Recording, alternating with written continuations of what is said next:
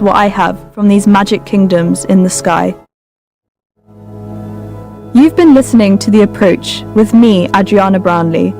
The producer was Emily Uchida Finch, and it was a whistle-down production for the BBC World Service. You're listening to the BBC World Service, and here's what's happening in the studio this week. The poet Fred Degas reveals the way he writes at dawn. He finishes his new collection honouring an unnamed jockey who wins a huge race. He finds a new subject, a series of poetic portraits, and begins again. In the studio, today at 11:30 and 23:30 GMT. At bbcworldservice.com, World Book Club. Join me, Octavia Bright. I'm in the Museo del Prado in Madrid with Antonio Muñoz Molina, who'll be taking questions on his novel about a passionate love affair set during a time of war. Everything is so strongly charged that it's very literary. This is the BBC World Service, the world's radio station.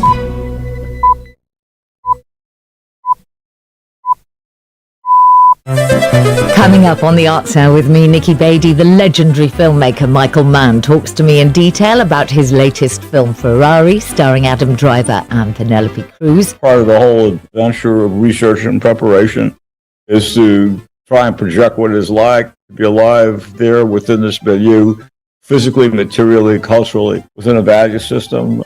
And sometimes it's very seductive, and you have to remind yourself it's time to stop researching and make the movie. Actors Bradley Cooper and Carey Mulligan on their film Maestro, which tells the story of the American composer and conductor Leonard Bernstein.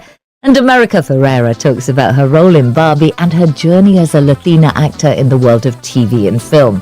Also, the iconic singer and Oscar-winning actor Cher on how auto-tune changed pop music. All that and more coming up on the Arts Hour.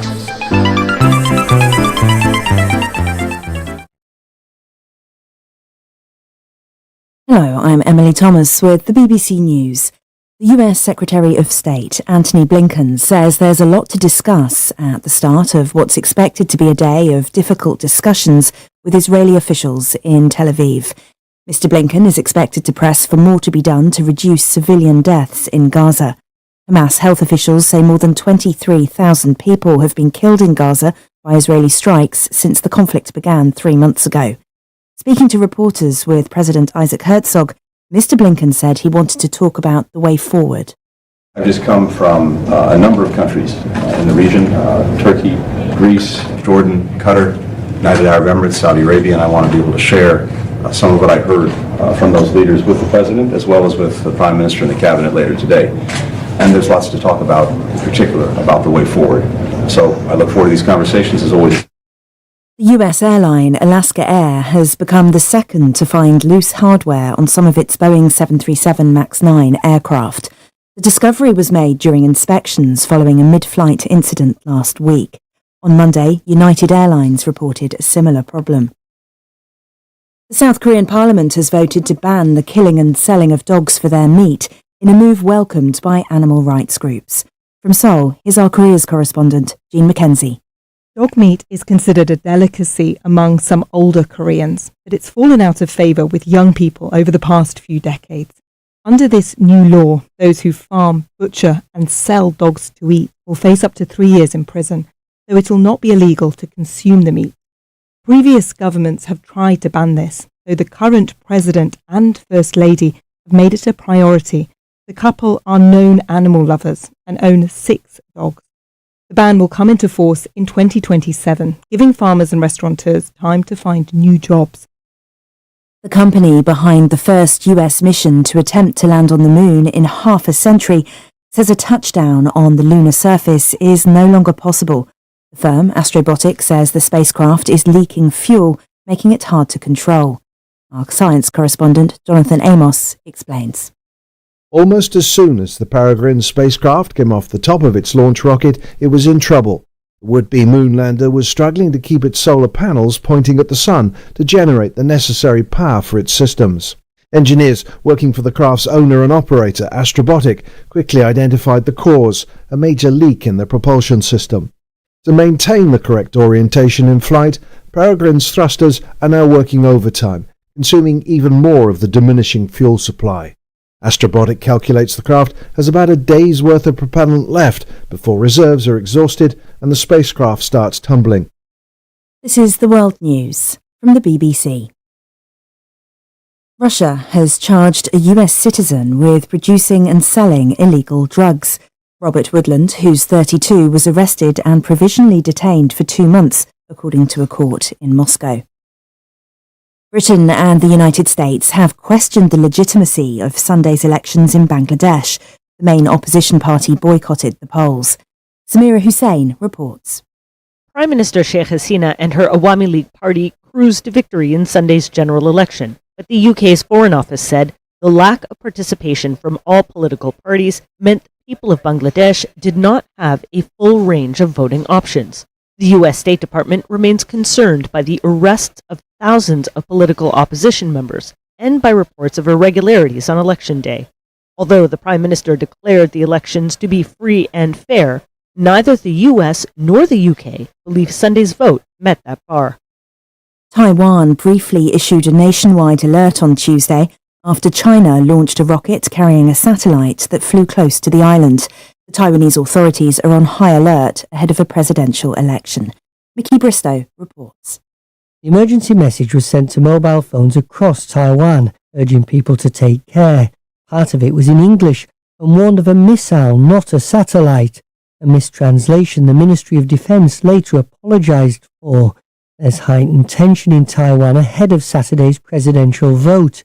China, which considers the island part of its own territory, has already been accused of interfering in the election. Some will see this satellite launch as a reminder to Taiwan that China possesses potentially threatening technology.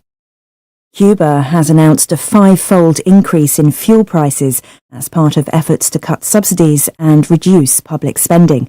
The Finance and Price Minister Vladimir Regueiro said the measures were necessary to prevent shortages. BBC News.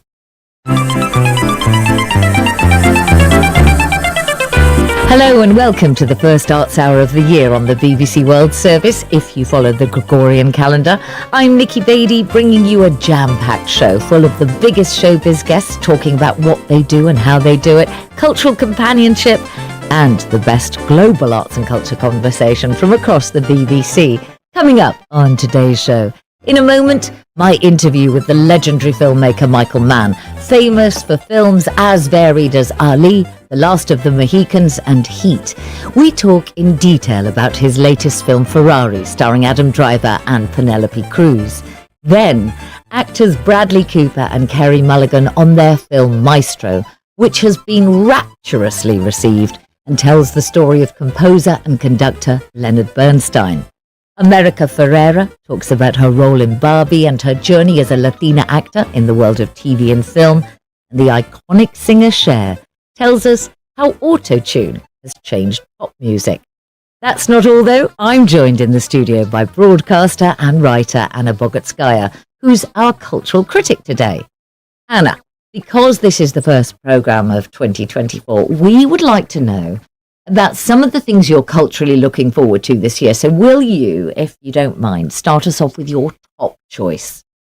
I'm going to go with a film, predictably, which is Nosferatu, the reimagining by Robert Eggers. Surprise, surprise, a horror film. Surprise, surprise, a Robert Eggers film. But he is one of the visionary minds of kind of the resurgence of horror films of the last decade, and this is his take on Nosferatu, starring Lily Rose Depp and Bill Skarsgård in the titular role of the rat-like vampire. I'm terribly excited for that. So, okay, Nosferatu. Yes.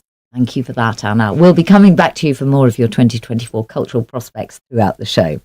First then, the film director, writer and producer Michael Mann has been making movies for over 40 years. And although he's probably most associated with highly stylized crime movies like Heat, that masculine prestige film starring Al Pacino and Robert De Niro, and his first cinema feature, Thief, starring the brilliant James Caan, which, Anna, you recommended I see. His best work, in my humble opinion, includes The Insider, with Russell Crowe's greatest performance to date, playing the tobacco industry whistleblower. Ali, his biopic of the boxer Muhammad Ali, starring Will Smith. Also, recently on TV, I really loved the episode of Tokyo Vice that he directed.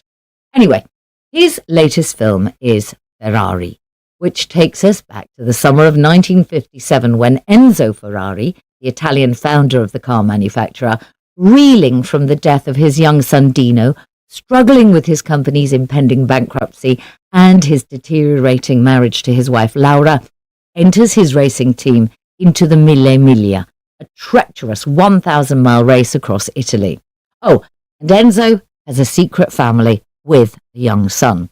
Enzo Ferrari is played by the American actor Adam Driver and his wife Laura by Spanish actress Penelope Cruz.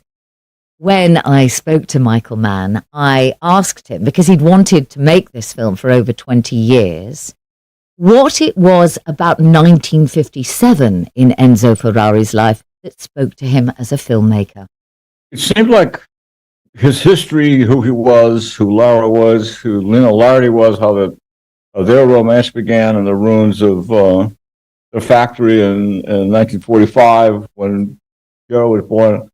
All those factors, his aspirations and ambitions, all those vectors collided into this one period in the spring and summer of 1957. So it was dramatically operatic, and it appears almost like a fractal. Everything that happened within that compressed time frame was so dramatic that it bespoke everything about who Enzo was.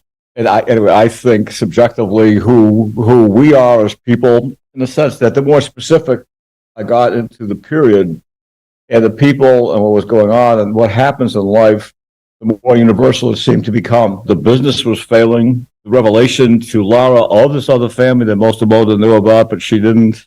So all of that would happen in that period. I think if the only way to tell the Enzo, Lara, Lena, Piero, Dino story was in a lengthy biopic that spanned decades, I never would have been interested in it.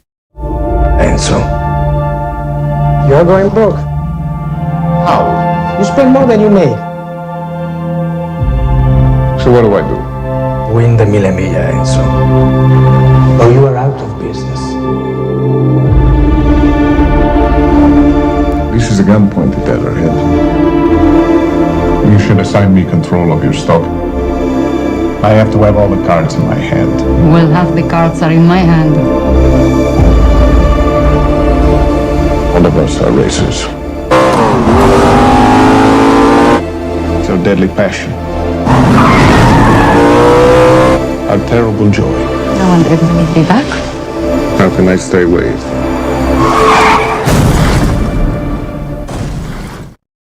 As well as being a terrific story about racing, I saw the film as a story of fatherhood, of grief, and of conviction. And was that your intention?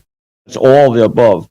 The symmetry of the invention of characters in drama is usually artificially structural. They're built in a way so that it can resolve at the end.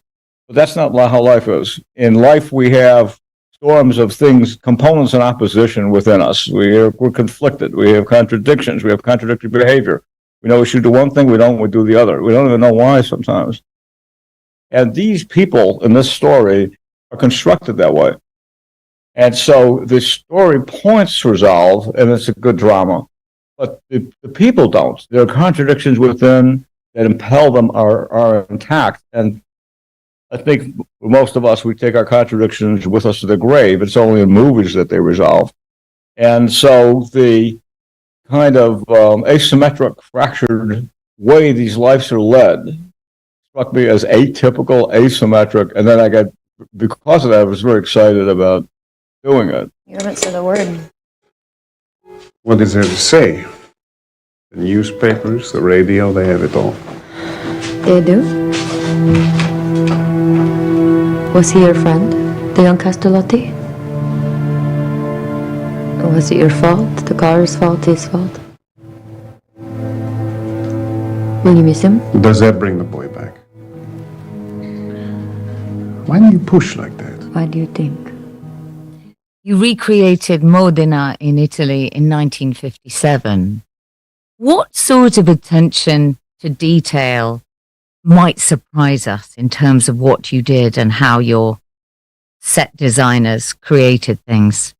Much of Modena the whole center of Modena is exactly the same, except for signage, street signs, what we call street furniture had to be worked on. But the cobblestone streets, the buildings were exactly the same as they were. But also the choice of color. Enzo's bedroom that Lara walks into in the beginning of the film is monotone, not monotone black and white, but tone on tone, the browns, reds, the dark umbers. What was very exciting to understand is the period accurate psychology, sociology, the value systems, marital life, the role of women like Lara. There's a rigid authority system against which Enzo is irreverent. But there has to be something to be irreverent against. It's not just freeform. He's not a 1957 beatnik. And that's the Italian Communist Party and the Catholic Church. But it's the relationship to all these things, and the convention of the accepted convention of bourgeois women in certain households, but the bitterness underneath. Typically, in a family situation like Enzo has, if her husband is out whoring around, as she says, the following usually happens: she kicks him out of the bedroom and puts him in a small bedroom. She keeps the big bedroom, and she takes charge of all the money. Yeah. And that's it. And what's atypical is that there'd be a complete second family. Vittorio De Sica had that situation, and there's an Italian term for it called the son in waiting, and that's who Piero was. He was the son in waiting, and of course there's an insecurity in that, the seeking of acknowledgement from the father. But all those are true, and but it's understanding that the gestures, the business reality, how Enzo related to workers in his factory. When Scaglietti, the coach builder, who was the son of a bricklayer making objects that are in museums now, when there was a race, Enzo would go to Scaglietti's and they would cook a chicken over a 50-gallon oil drum on a fire and listen to the race on the radio or watch it on television, as we characterize. Because he decided he didn't want to go to foreign countries anymore, and then he decided he didn't want to go to races unless they were very nearby. So it's a typical modernist attitude that the world comes to us. We don't go to the world. On the straight into the tight corner at Nouveau Monde, there's only one line through it. Vera pulls up next to you. Challenging. You're even. But two objects cannot occupy the same point in space at the same moment in time. Vera doesn't lift. The corner races at you. You have perhaps a crisis of identity. Am I a sportsman or a competitor? How will the French think of me if I run Bear into a tree? You lift, he passes. He won, you lose. If you get into one of my cars, you get in the win. Tell me about the cars that you used. Please tell me they were replicas. They were glossy and curvy and beautiful, but they did get bashed and smashed and crashed. The Maserati 250F that you see in the beginning of the film with Jean Bérat breaks the record at the Autodromo, that's historical. That's an actual car. That's Nick Mason, the Pink Floyd drummer's car. And it's raced in historical races. All the others are replicas that we built for a number of reasons. One is the actual cars are fabulously expensive. Any two of them could have financed the whole movie. Wow. Secondly, they're fragile because it's 1957 construction and they're built to be at the edge of performance. So they're always run to an extreme. So we needed cars that could go 140, 150 miles an hour. They had to be reliable and they had to be safe. So we did LiDAR 3D scans of actual cars and to get the mathematics perfect. And then we designed from the inside out, if you like, a tubular chassis, which would hold a contemporary drivetrain. And then that chassis, the drivetrain, was sent to Italy, where Luigi and Rita Campana, who were famous Maserati restorers, built out of aluminum, same exact techniques as in the 50s, the bodies that fit over them. And so that's how the cars were built, and did the paint work. And then all the details, all the instruments, the drum brakes with the hidden disc brakes inside, all the component parts, and the tubular chassis had hard points constructed in it for some of our camera systems to mount on it through the skin. So it was quite an engineering effort. You're with the BBC World Service. I'm Nikki Beatty. I'm talking to Michael Mann, the filmmaker, about his latest movie, Ferrari. How much is architecture important to you in your films? I have a feeling it is. It is. I love architecture, and to me, it's all, everything is dramatic. Everything has to serve exactly a dramatic purpose. So if there's a scene that is suspenseful, in which we're to have anxiety about what may come next, I might lower the ceiling and have the compression of space, and that'll affect color and lighting and everything. And so I'll use architecture that way, but architecture to me is to be used dramatically. But wardrobe's important, furniture's important. Why does somebody buy this radio rather than that radio? This is personal expression. So it affects all the objects. They're all picked by somebody. So the more you know your character and what their taste may be, the more you're building up a consistent pattern. I think audiences are very smarter than they know, and they take all this in perceptually. They take in all kinds of things they're not aware of. And there's a depth of connection that gets deeper and deeper with the audience, and down which the dramatist once sends emotion and meaning and personal expression. So it's to me, all of everything is critical. Do you go to the cities and places that you're filming in way in advance and walk and eat and sniff and meet locals? Is that what you do to create those cities on film? It's exactly what I do, and it's part of the whole adventure of research and preparation is to try and project what it is like to be alive there within this milieu, physically, materially, culturally, within a value system. When I did Ali, Rumble of the Jungle took place in Kinshasa, and in those years you couldn't go to the Republic of Congo. So we needed to find a city that had that art moderne architecture, which is unique because it was probably 1938, 39 into the early 40s. While in most of Europe and the United States, went from the Depression into World War II. So there was no construction. So it exists in places like Havana, Kinshasa, and then we also found it in Maputo, Mozambique, which we doubled for Kinshasa. So yes, do exactly that. We go and spend a lot of time, and it's also a great adventure. I don't know why anybody would want to do it any other way. And sometimes it's very seductive, and you have to remind yourself it's time to stop researching and make the movie. You were supposed to save him! You promised me he wouldn't die! The father deluded himself!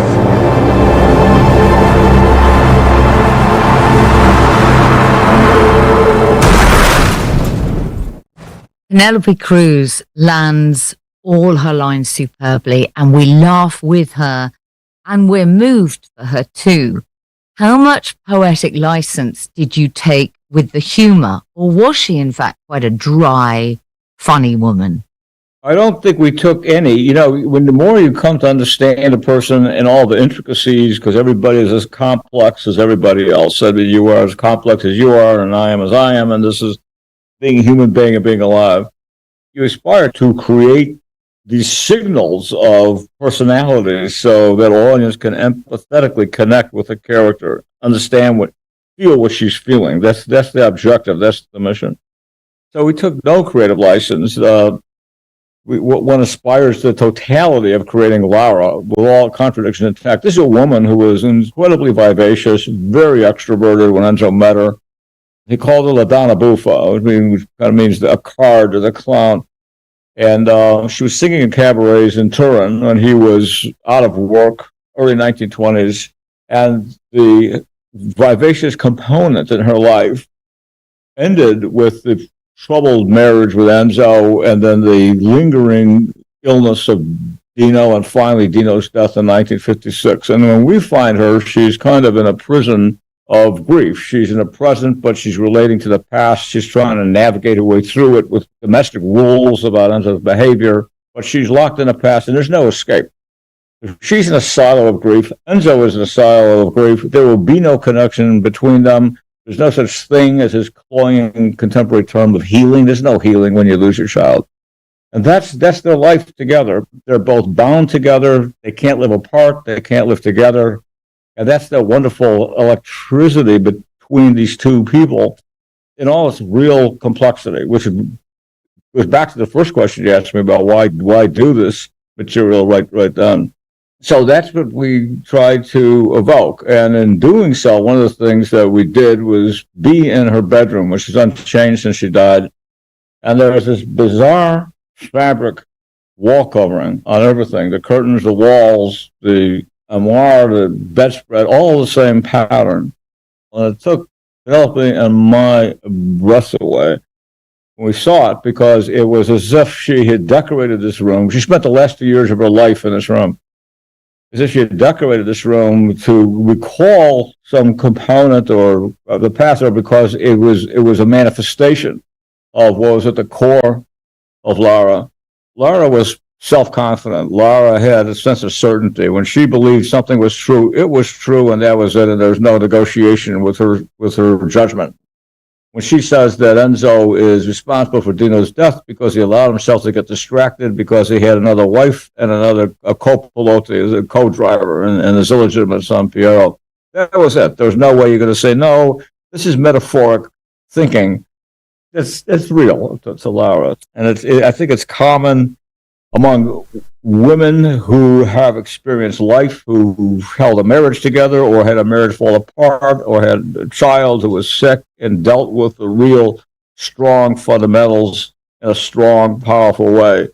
And I think that's why there's a kind of subterranean communication between this character of Lara and women, particularly women past 30, unless something has happened to them in their lives in their 20s. And that's who Lara is. But I remember vividly that moment when Penelope and I crossed the threshold in that bedroom, we saw this wallpaper, and knowing what we did about Lara, we were both taken aback. Film director Michael Mann talking to me about his latest movie, Ferrari, which is probably in a movie theatre near you. Anna, you've seen Ferrari. What are your thoughts on the film? First of all, I think Ferrari is a failure of a movie.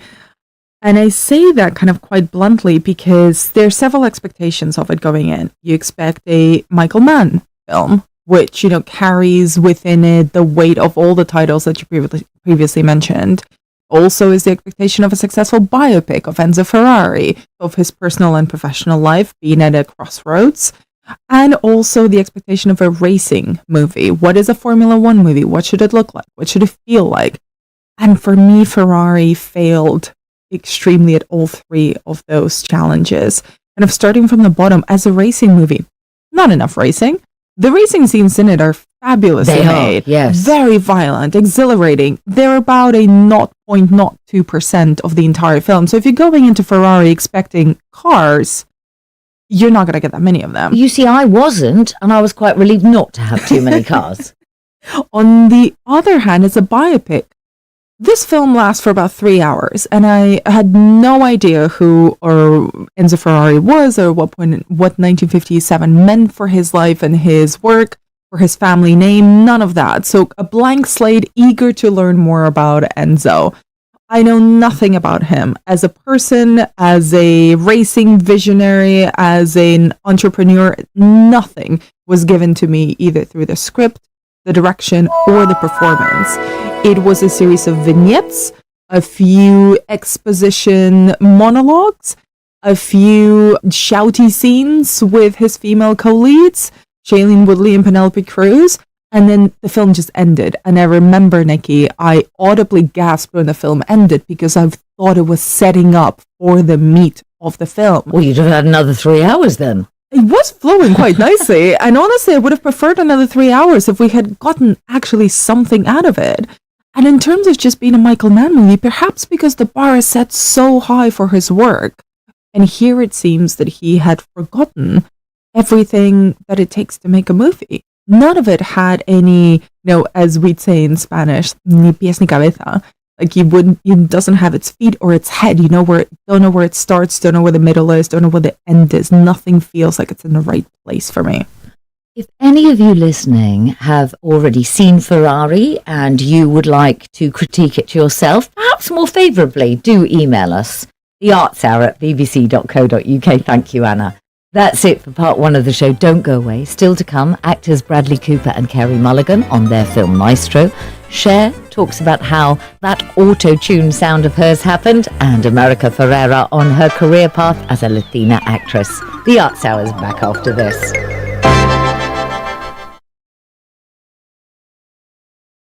You're listening to the BBC World Service. Can we regenerate hearts after surgery? Every year, it's estimated that globally around 18 million people die from heart disease or other cardiovascular complications. There's no real cure, as a heart can't heal itself by regrowing new cells. But now, doctors in Austria think they found a solution. What I do now is I take the beating heart, start it, the shockwaves. Can we heal the heart through shockwaves? A huge pressure wave that's moving at the speed of sound. Could this be a breakthrough in the treatment of heart disease? We would see that at least 26 out of the first 50 that we treated healed. They start forming tube-like structures. They try to form new blood vessels after shockwave therapy. People fixing the world. Shockwaves for the heart. At bbcworldservice.com.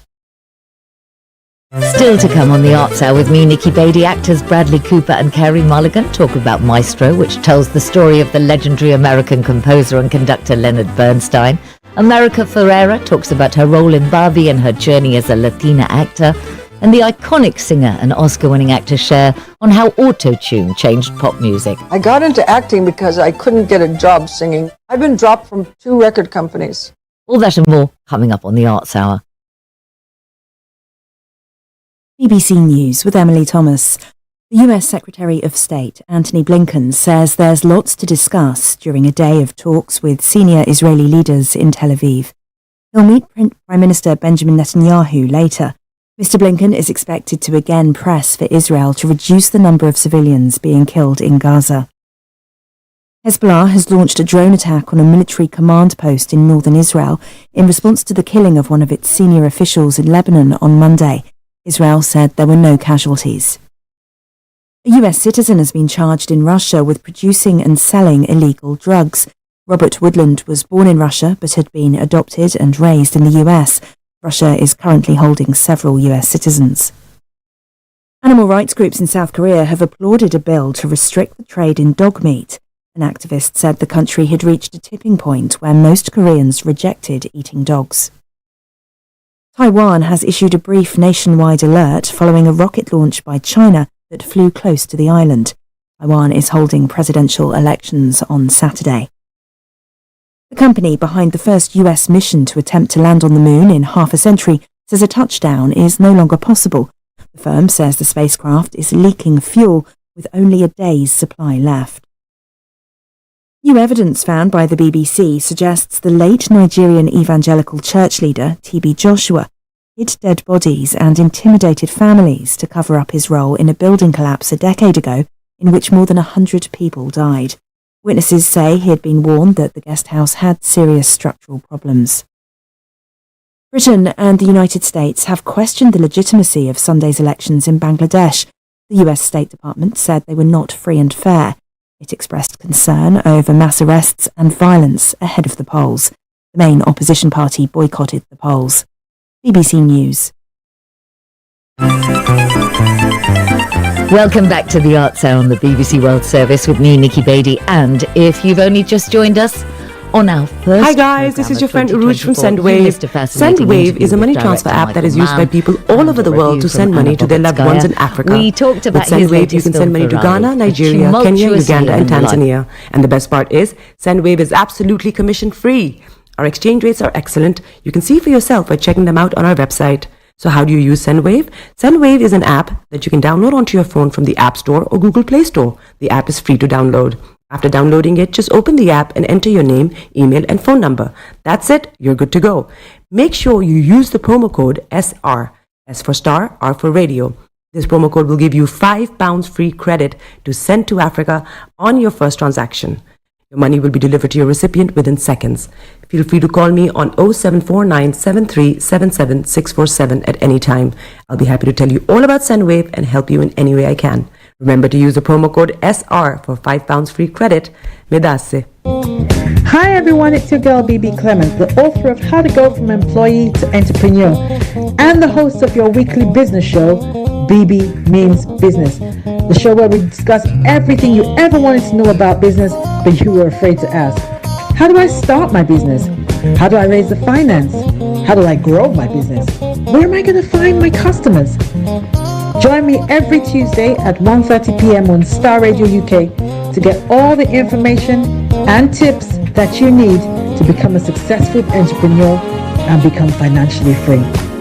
Remember, don't let life dictate to you. Rather, put your signature on life.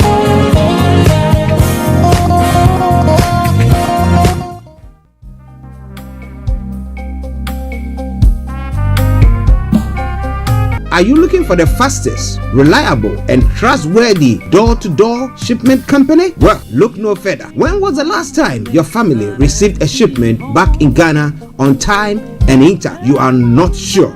Well, Lamb Shippers, we pride ourselves with being the fastest, reliable, and trustworthy shippers you can use. You are assured of a prompt pickup anywhere in the UK by our personnel. They also make sure your items are well packaged to get to its destination in time. When it comes to door-to-door shipment, look no further.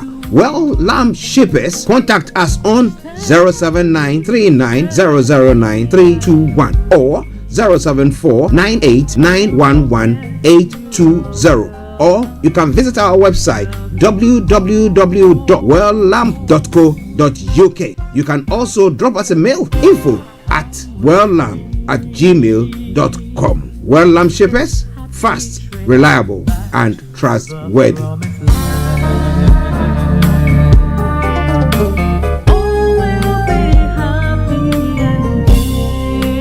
Hi there.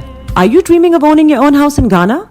Then you will need a well-documented piece of land that is free from troubles. I highly recommend My Africa Property for any size of land that you will need. With My Africa Property, lands are available in Pram, Sopoli, Tohenia, Ogome, Dodova, Winneba, and many other locations at affordable prices. These locations are about an hour away from the airport, only 35 minutes from the motorway, 10 minutes drive from Central University College, 10 minutes drive to the beach, and close to Pram Senior High School and Ghana Men's Soccer Center of Excellence. For more details, visit our website www.myafricaproperty.com or call our UK office on 0208 123 2523. For our US and Canada offices, call us on +1 585 184 994145. You can also email us at ghana@myafricaproperty.com. Hey, Charlie. You're on your way to Ghana. Boy, oh boy. You stressed out. Tired? Go, you're going to be resting. Okay, then let me recommend to you JN Mobile Spa in Accra, Ghana. Oh boy. JN Mobile Spa, they provide organic care in massage. Are you stressed? Do you need rejuvenated, etc.? For your facials, maybe exfoliating, firming, and lifting? Then contact JN Spa on 00233 244 941 002 or 00233 2006 06386, and they will be right there on time. JN Mobile Spa, your health and beauty needs at your doorstep. Getting onto the property ladder has never been easy until now. Join us this and every Thursday from 7 p.m. to 8:30 p.m. live on the Property Hour Show on Starr Radio UK, where we talk to mortgage brokers, property developers, estate agents, landlord, tenant, property consultants on how to invest or get into the property business and make money. You can't afford to miss this. The Property Hour Show is your best source into the property industry.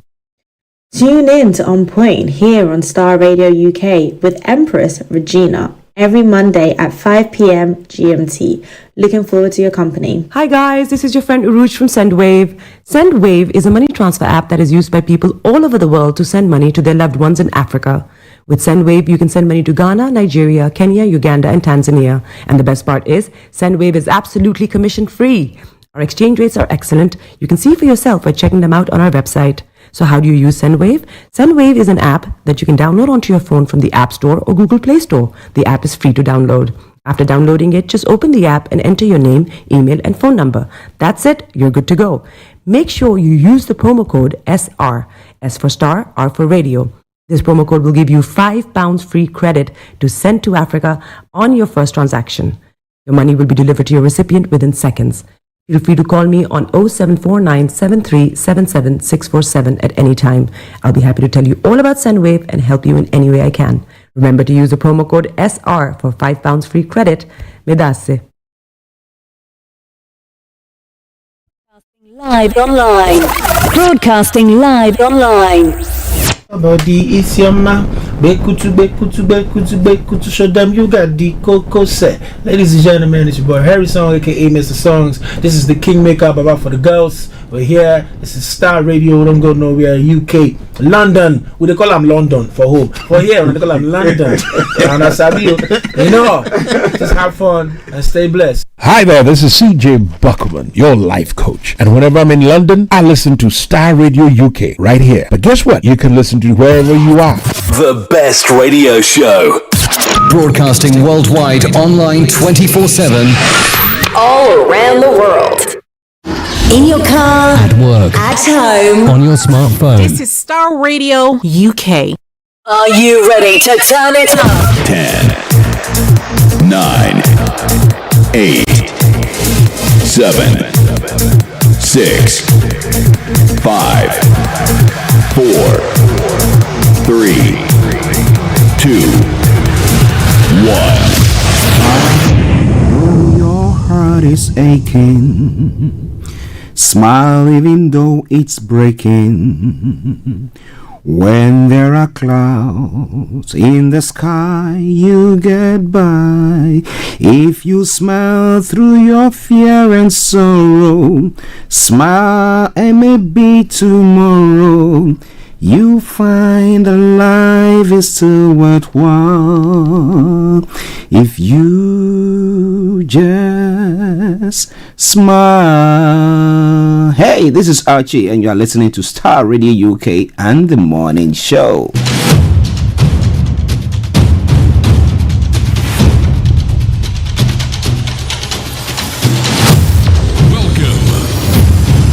This is Star Radio. This is UK. Star Radio UK. This is Star Radio UK. Welcome.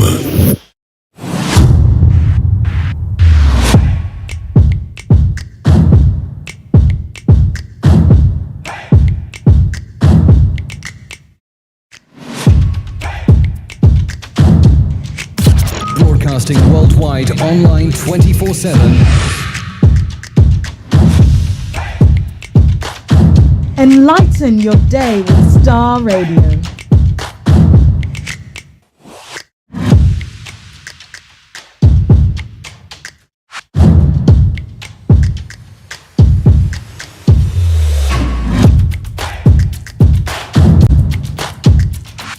Star Radio.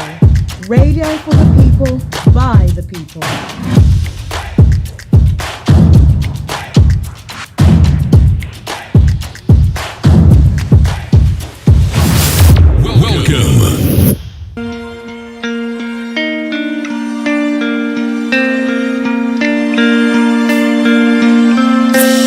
Love for you runs deep.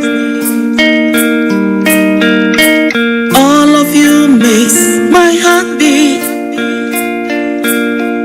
You make a doubt they fade, Jesus, and that's what makes you great. You hold the world in your hands. Okay, let me say massive good morning, good afternoon, good evening, good dawn to you, wherever you might be on planet Earth, and other planets as well. I want to salute you all and say welcome to the Star Radio UK Tuesday edition of the morning show. And that's what makes you great. I remain yours sincerely. This is the morning show with Archie. And let me say good morning to my team, Mr. Olayomi Koiki, Mr. Francis Gai, my able producer. Mr. Frank Davis, wherever you are, good morning to you. Anthony Dideji, good morning. Shamsuddin, massive good morning to you. And then to my bishop himself, Bishop Adeshina, massive good morning to you. Olakole, yes, to Pastor Momo, Pastor Chidi, Aziz, massive good morning to you all. Just saying all the way in Moscow, I hope you are doing very, very well. I know it's cold here, but I know it is chilling nice there, you know. Massive good morning to you there as well. And let me say a special good morning to Patricia Holali Hammond. Wherever you are, massive good morning to you. It is the birthday of my granddaughter. See, this hair is not a small one. All of you makes my heart. That is my own Princess Donna Hammond. It is your birthday today. You are what? Is it 2 or 3? We said that granddad doesn't know how old I am. But wherever you are, Donna, massive good morning to you and happy birthday, Princess. And to every one of you celebrating a special day today, I want to salute each and every one of you. And I say, happy birthday or happy celebration, whatever thing that you might be celebrating. Till the end, you are. I'm taking the opportunity to say good morning to Felix all the way in Aberdeen, to BB Clement and all presenters on Star Radio UK, KB Bossman, and Vicky Newton and every other one. Dave West, good morning to you all. Forever call you great. Great are you, Lord. Great. Okay, let's crack on. This is the first time I'm tuning in to listen to us on the Star Radio UK Morning Show, the Tuesday edition. This is how the program goes. I'm going to bring you the quote for the day, the weather forecast, and follow through, then a travel update as well. We'll go from there to have a look at some of the stories making the rounds across the globe. It's not as global, I'll trot it. Then after that, at 11 o'clock, we'll have Mr. Olayomi Koiki joining in to bring you updates from Nigeria. We continue our conversation and look at some of the other stories making the rounds in other parts of the world. At 12 o'clock, the lines are open for you to add your voice to the discussions. At 12:30, the curtains are brought down for the end of the program. But today is Tuesday, and therefore, be rest assured that BB Clement will be coming your way at 1:30. And today, she's looking at the effect of AI, how you can use AI to help your small business. So AI is not all doom and gloom, but you can use it to better or enhance whatever you are doing. So wherever you are, these are things that is going to happen today, well, for this morning as well. So I want to welcome you all to the program, wherever you are. Star Radio UK, your favorite African and Caribbean radio station in London.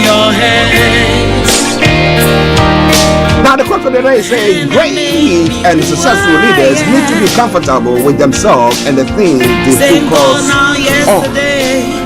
And forevermore.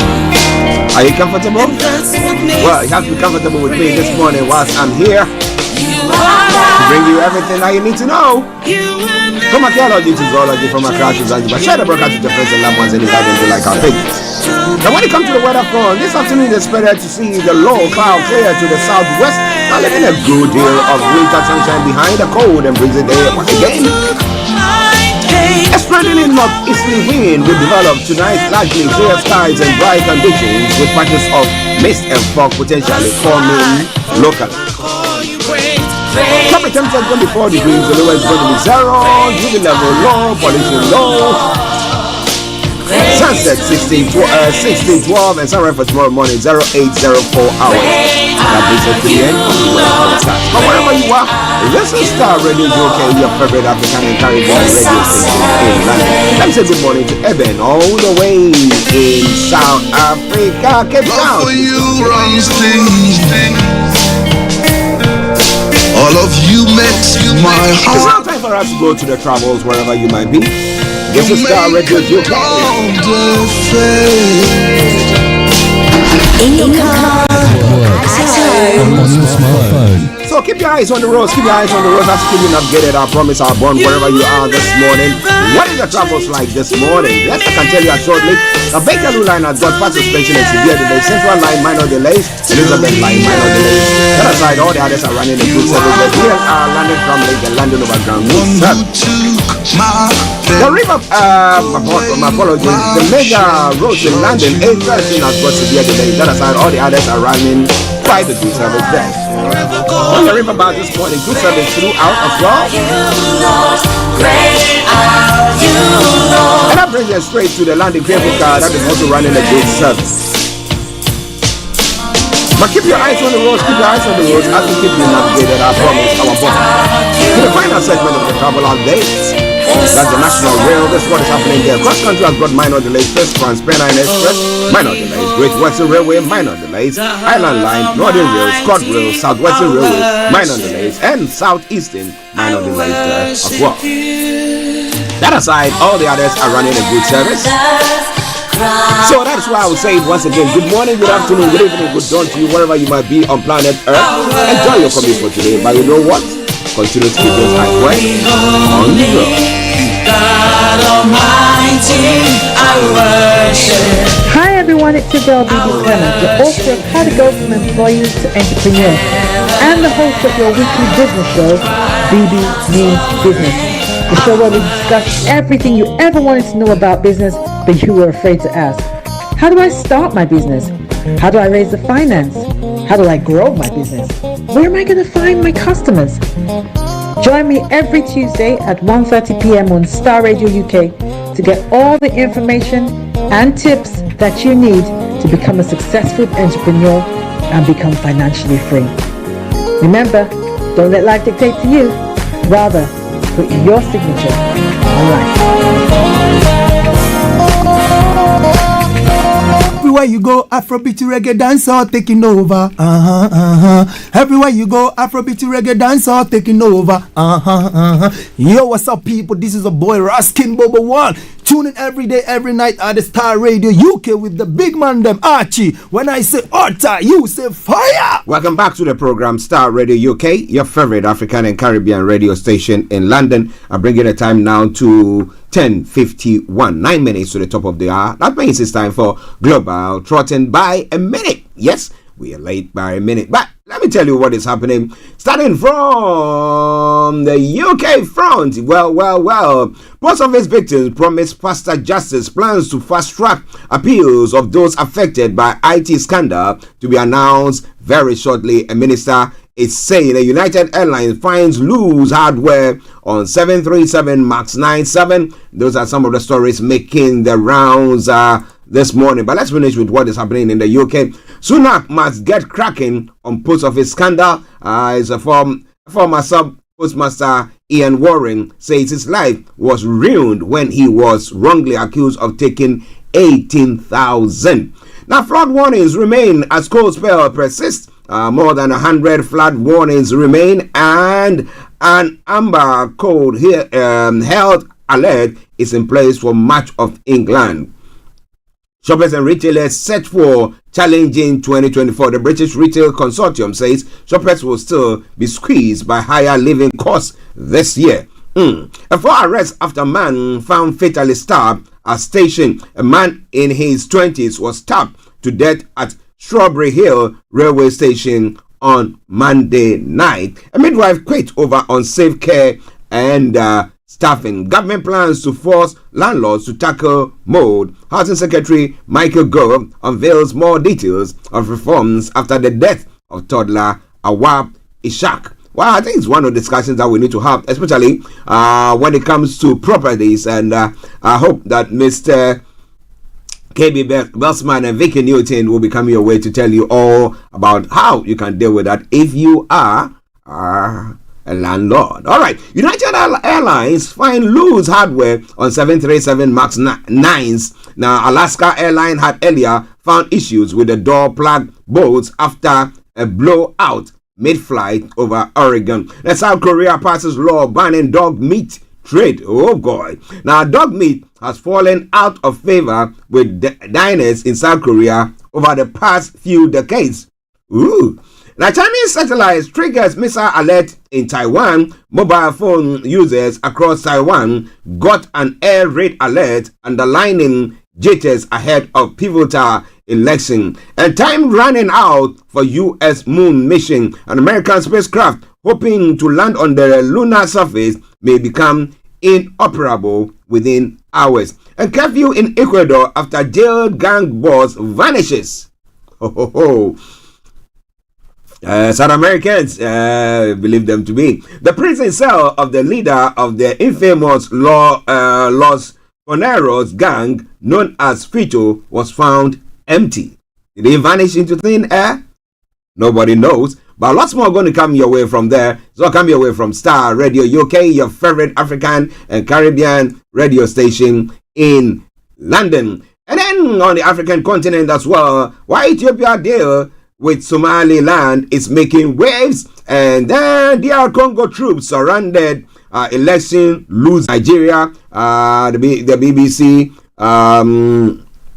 investigative work that was done on TB Joshua is making the rounds there. TB Joshua fake miracle scandal sparks mixed reactions. Nabeta Edu to report at EFCC office today. The federal government automates passport application system. That is good for Nigerians. Now, man knocks EFCC over raid on Dangote's office. We'll be telling you more about that. Maritime workers to suspend strike as MPA settles rift with oil operators. Now, court orders EFCC to pay MFLA 100 million for unlawful detention. Would they pay it? That is another question. Now, Tinubu fires FCC, PC, BPE, Chief Executive Officers, and Sexual Harassment Court remands suspended Unicar professor, and Dangote Refinery gears up for production as crude supply hits 6 million barrels. MFLA, why ex-CBN boards can't be rearrested as EFCC moves to appeal 100 million fine. Well, if that is happening for him, why isn't it happening for Nnamdi Kanu? Well, lots more going to be coming your way from there. Don't you go away. Now, Africa culinary queens breaking records and serving culture. Now, Chef Bassi record in June last year not only captivated the continent but also set off a trend with Africa's enthusiasts attempting various ones as well. I know one of them in Ghana also doing his own bit there. Kenya-led multinational force headed to Haiti. It's one of the stories that I brought your way yesterday. And St. Balthazar Day with Afro-descendant vibe celebrating that. President Ramaphosa not ill but at home, spokesperson has said. And Kenya faces backlash over hectic visa entry. We'll be telling you more about all that. And in South Africa, government to reopen inquiry into proof of debts. What kind of debts? We'll be telling you more about that. And Zimbabwe government says 15 trapped miners have been rescued. A good one there, a good one there, a good one there. Starr Radio UK, your favorite African and Caribbean radio station in London. Now, please, deployment for Christmas was top-notch. Kwame Dinkra hails the IGP. Well, I think that the IGP is doing good. Yes, I mean, nobody's perfect. He might have his own flaws, but not that he might. He has his own flaws, but I think the police service is doing good. And as it was requested by Dr. Bona, I think that if the government would set up and finance them or give them the necessary accoutrements that they need to see to the supervision or the smooth running of the election 2024, I bet you Ghana will come out of that election unscathed. It will be a good one. What about that? And I mean, it will be quite a good reflection of what the public really wants, because the police are there to see to everything. The new force, Cheddar leads radical African leaders to meet John Mahama after foiled event. We'll be telling you more about that. And Achimota School had a good reason to drop me from the NMSQ team. Tyrone is saying, why did they do so? More going to be coming your way. Vote buying, vote selling, now done shamefully in public. That is what the former EC boss in Ghana is saying. We'll be telling you more about all that. But now, let's enjoy this music and I will be with you. This is Starr Radio UK. We should have Mr. Olayomi Koiki joining us, hopefully, in the next few moments. So stay tuned and don't you go away.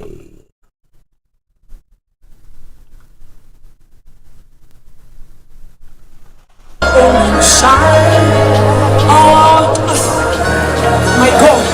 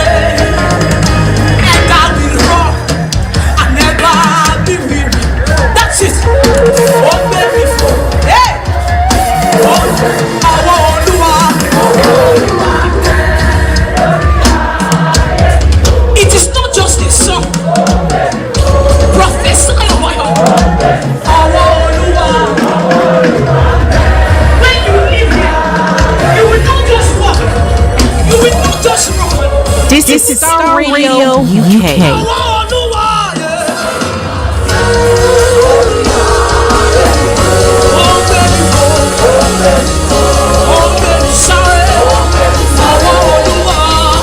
Okay, so that is something from Deborah Billy Ben singing Owu Oluwa and Waking Up with Will Mood.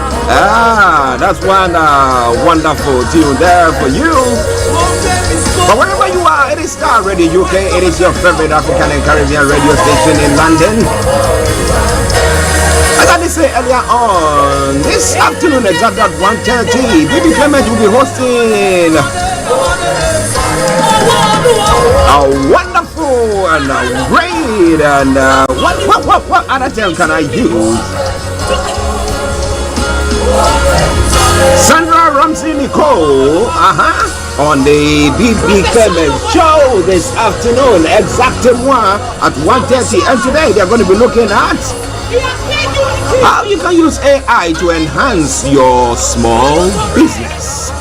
So it's not only peculiar to those of us here, but I mean, wherever you are across the globe, you have a small business, you just started your business, and you want to know more about that, boy oh boy, you have to make sure your dials are long on Starr Radio UK for this program exactement at 1:30. BB Clement. So now let's go take a quick commercial break, and when we come back, I'm sure we should have Miss Olayomi Koiki joining in. So stay tuned and don't touch the dial.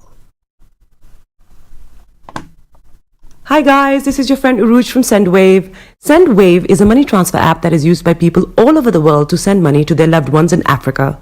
With SendWave, you can send money to Ghana, Nigeria, Kenya, Uganda, and Tanzania. And the best part is, SendWave is absolutely commission-free. Our exchange rates are excellent. You can see for yourself by checking them out on our website. So how do you use SendWave? SendWave is an app that you can download onto your phone from the App Store or Google Play Store. The app is free to download. After downloading it, just open the app and enter your name, email, and phone number. That's it. You're good to go. Make sure you use the promo code SR. S for Starr, R for Radio. This promo code will give you £5 free credit to send to Africa on your first transaction.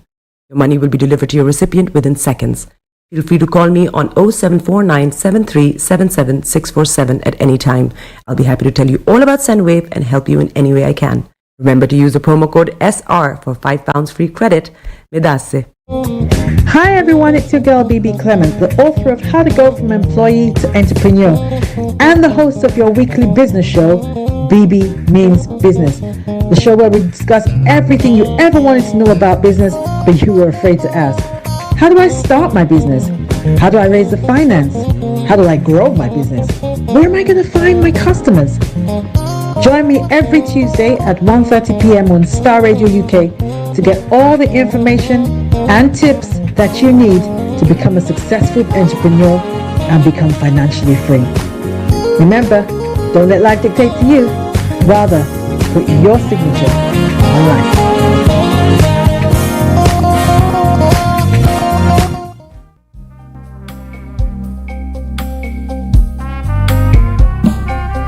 Are you looking for the fastest, reliable, and trustworthy door-to-door shipment company? Well, look no further. When was the last time your family received a shipment back in Ghana on time and in time? You are not sure?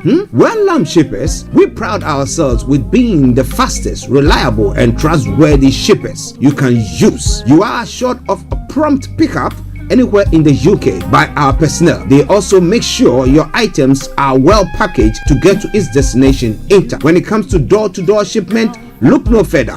Well, Lamb Shippers, contact us on 07939009321 or 07498911820. Or you can visit our website www.welllamp.co.uk. You can also drop us a mail, info@welllamp@gmail.com. Well Lamp Shippers, fast, reliable, and trustworthy.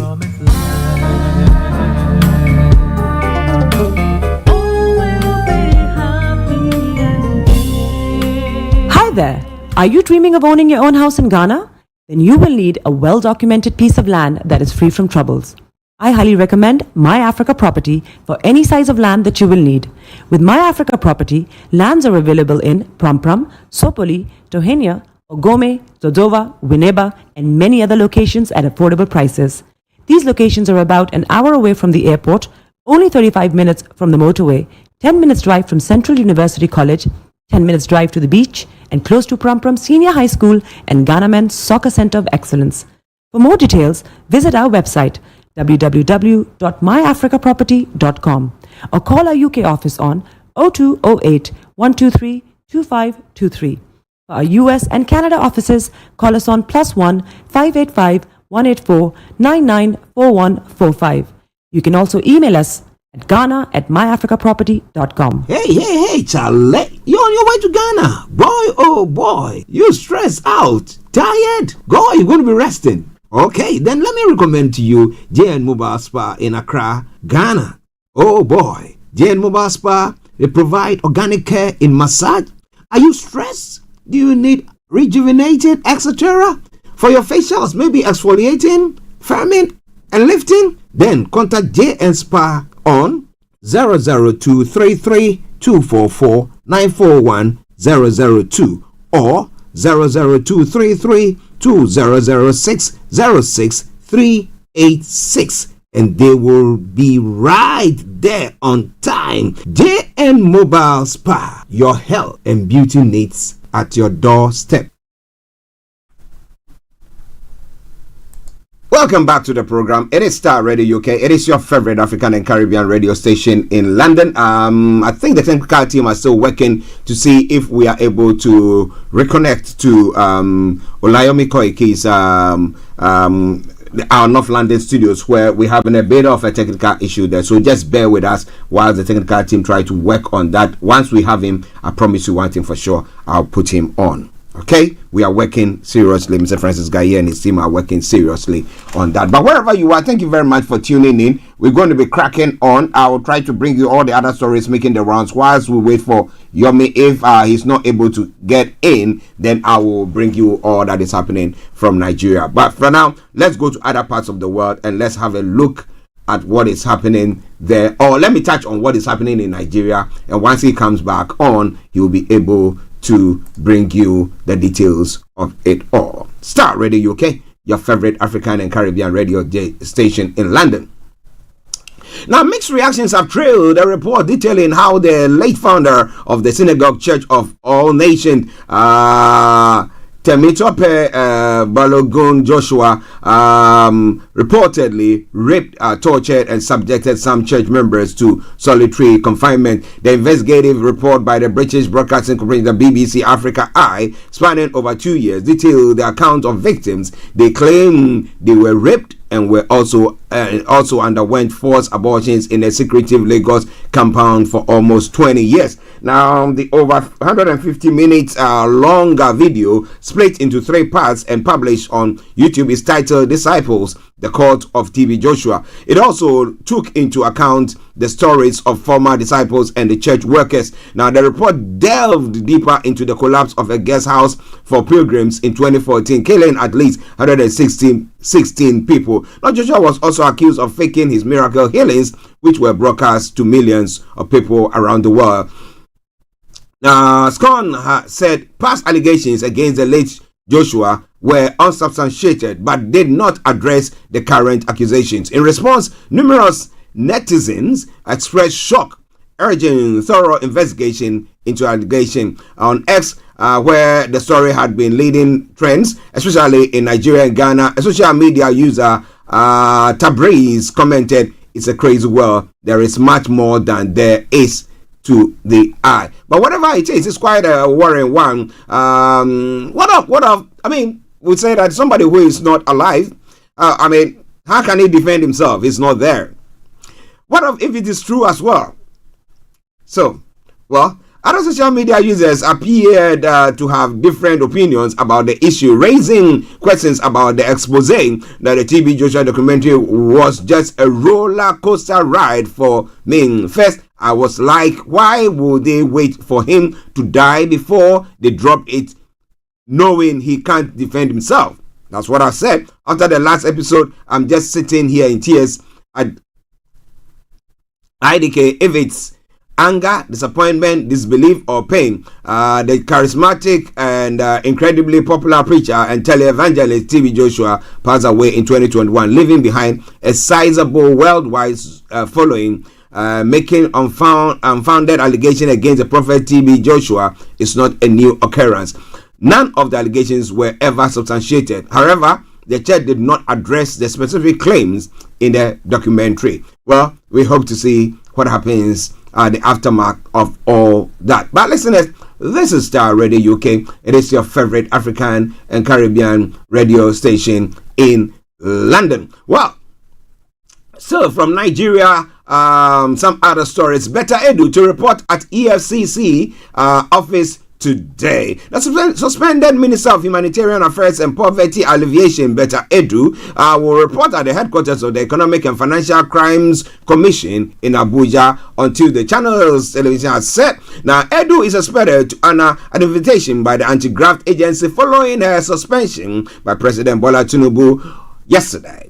A top source in the anti-graft commission told Channel Television that the minister has been invited in line with President Tinubu's directive that a thorough probe be conducted covering her time in the ministry. Meanwhile, the EFCC quizzed Edu's predecessor Sadiya Farouk on Monday over an alleged laundering of 37.1 billion naira during her tenure as a minister under the administration of ex-president Muhammadu Buhari, when Farouk was still at the office of the EFCC as at 6 p.m. yesterday.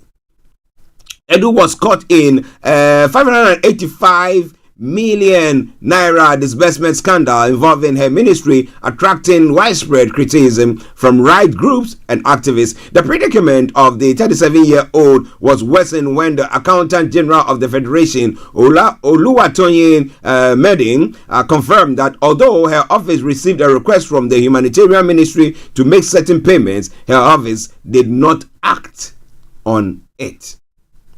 In a statement on Monday afternoon, presidential spokesman Ajuri Ngalale said the principal suspended Edu with immediate effect and ordered EFCC chairman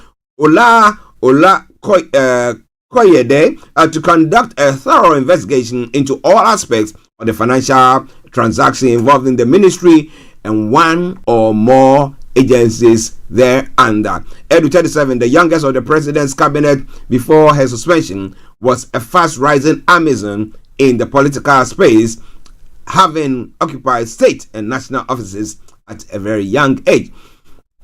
Before her ministerial appointment last August, she was Cross River State Commissioner for Health and National Women Leader of the ruling All Progressive Congress. Edu was a prominent figure in the campaign train of Tinubu, the then APC presidential candidate, during the electioneering process that brought the ex-Lagos governor into office as president. And Edu clinched her ministerial appointment after 3 months after Tinubu was sworn in as president. Her tenure as minister was, however, short-lived, barely 6 months after perhaps the shortest tenure by a minister in a long while. But we'll see what happens there. Did she? Didn't she? Thank God she's still alive and she can defend herself. Is it some people trying to clip her wings, as we say? And they think that, well, she's flying so high so quickly and she's just running through the ranks and just going on 37 years. And it's like, nah. Let's do something about it and maybe fake something. But if it's not, and it's true that she was involved in something of the sort, what about that? And what about the ex-minister as well, who was involved in 37 billion naira fraud? Oh man! Now I remember back in the day, there was one deputy minister in Ghana as well. She was deputy minister for information, if I was right, and she. In Ghana, I've forgotten her first name, but she was known as Mahama, and she was caught on tape telling a friend, her driver recorded her, and she was saying that, well, all that she wants to do is to get $1 million, and then she knows that, well, so that was her plan, that's what's going to do. Is it their quest for us to be rich in a short span of time, as much as we can, taking opportunities that is coming our way, that has landed here there? Or is it that people, as I said earlier on, just trying to clip their wings? What do you think? Let us hear from you. This is all coming your way from Starr Radio UK, your favorite African and Caribbean radio station in London. Now,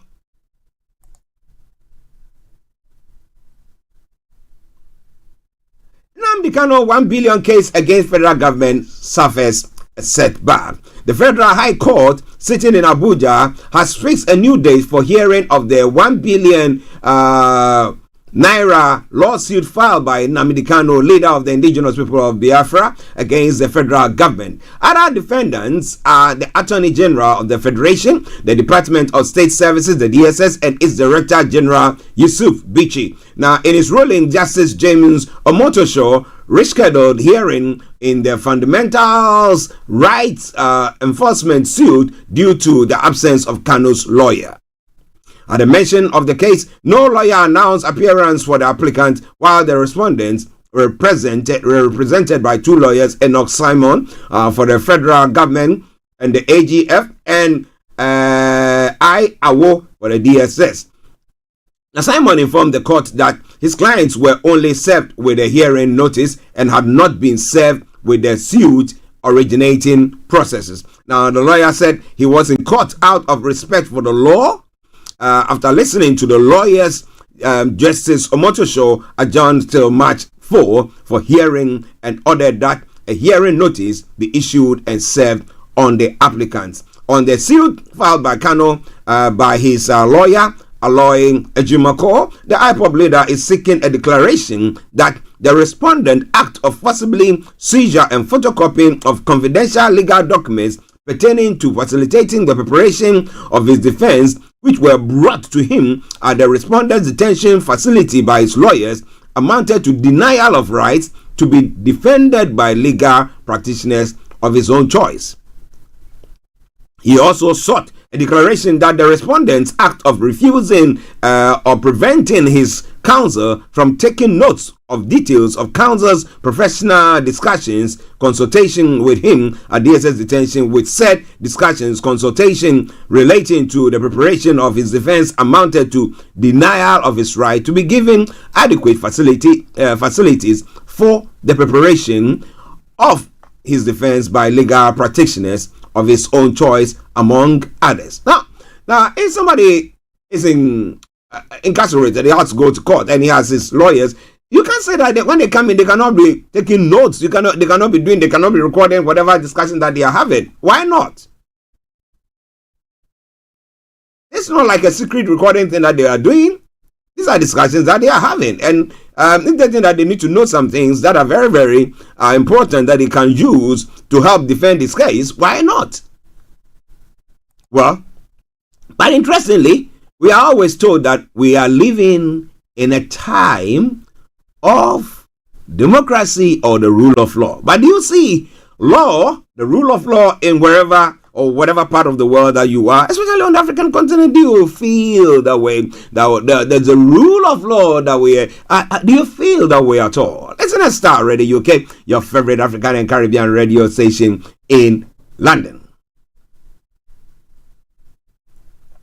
Now, moving on to some other stories making the round, a few coming from Nigeria, as they say this time round, MFLA. Now, EFCC appeals 100 million naira fine for violating MFLA's rights. Then the Federal Capital Territory High Court sitting in Maitama, Abuja, has declared a prolonged detention of former governor of the Central Bank of Nigeria, Godwin Emefiele, without trial as a violation of his fundamental rights. It consequently slammed 100 million fine against the federal government and the Economic and Financial Crimes Commission, listed as defendant in the suit, where the federal government, Attorney General of the Federation, EFCC, and its chairman. The court, in its judgment yesterday, restrained government and its agent from rearresting or detaining Emefiele without an order of the court. The EFCC, however, expressed dissatisfaction with the judgment, stating that the decision failed to take cognizance of the fact that the former CBN boss was held with a valid order of court. Consequently, the commission will approach the Court of Appeal to set it aside. In the ruling, delivered in a fundamental human rights suit filed by the CBN ex-governor following his prolonged detention in the custody of the Department of the State Services, the court reaffirmed that Emefiele must be re-arrested without an order of court. That's why CBN boss was arrested on June 30, 2023, shortly after his suspension by President Bola Tinubu. Now, I think, as they say in Nigeria, there's a new sheriff in town. He seems to be cracking the whip. But as to whether the whip that is cracking is bringing the required response to it is another question. But listeners, it is time from Radio UK, updates from Nigeria. In other stories making the rounds as well,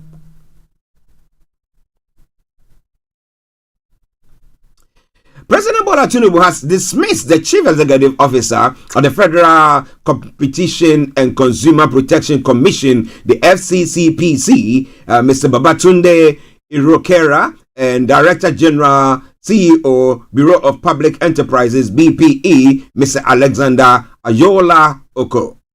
A statement by Ajore Ngelale, Special Advisor on Media and Publicity to the President on Monday, noted that the two dismissed chief executives are directed to hand over to the next most senior officer in their respective agencies pending the appointment of a new chief executive officer. The presidency said by this directive of the president, their removal from office takes immediate effect. Ngelale also noted that the action was in conformity with plan to restructure and reposition critical agencies of the federal government towards protecting the rights of Nigerian consumers and providing a strong basis for enhanced contribution to the nation's economy by key growth enabling institutions. He seems to be firing lots of people. Is it because he thinks that, well, you're not playing ball with me, or maybe you're not acting the way, or does he think that, well, they are not actually doing what is needful, and therefore they have to be shown the door? Is that what is happening there?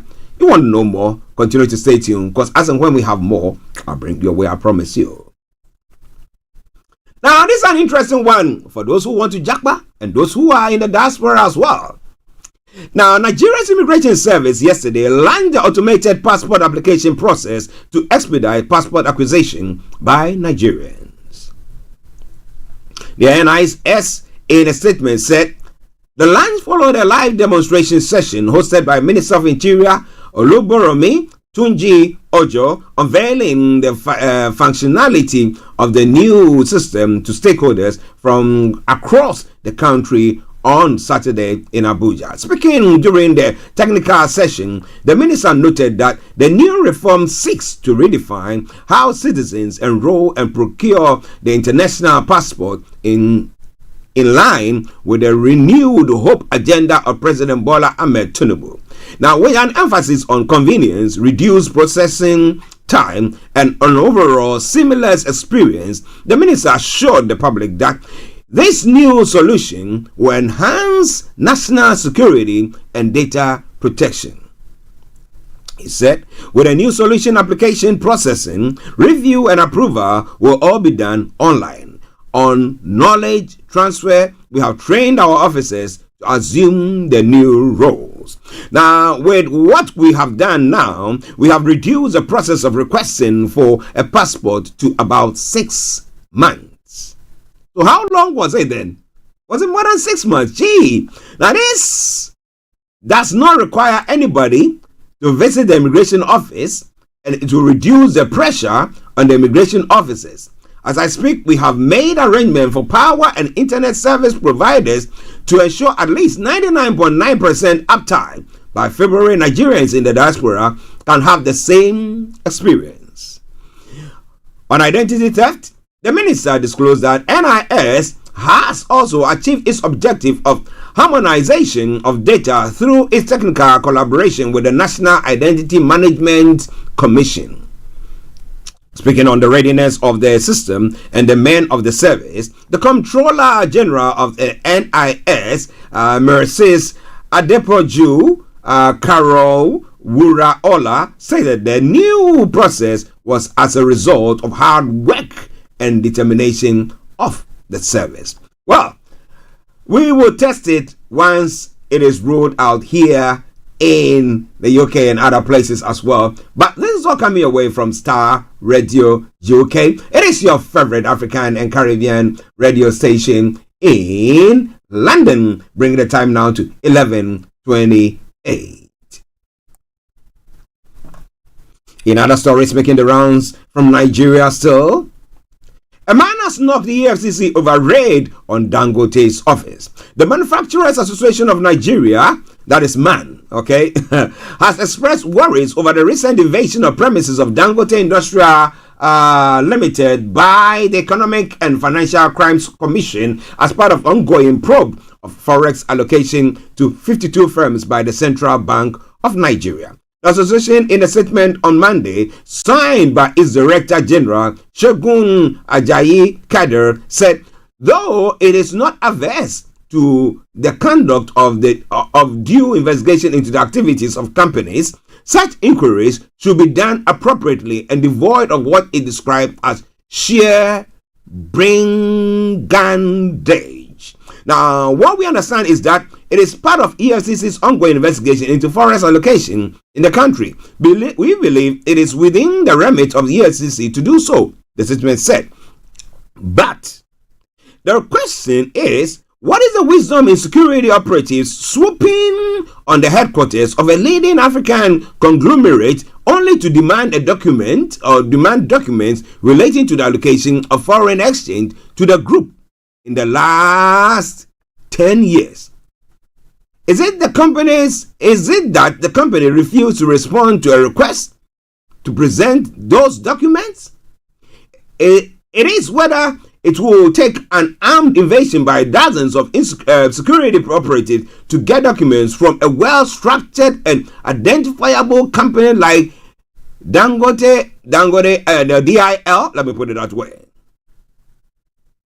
We also understand that about 50 other companies are also being investigated, probably with a likelihood of receiving the same ill treatment.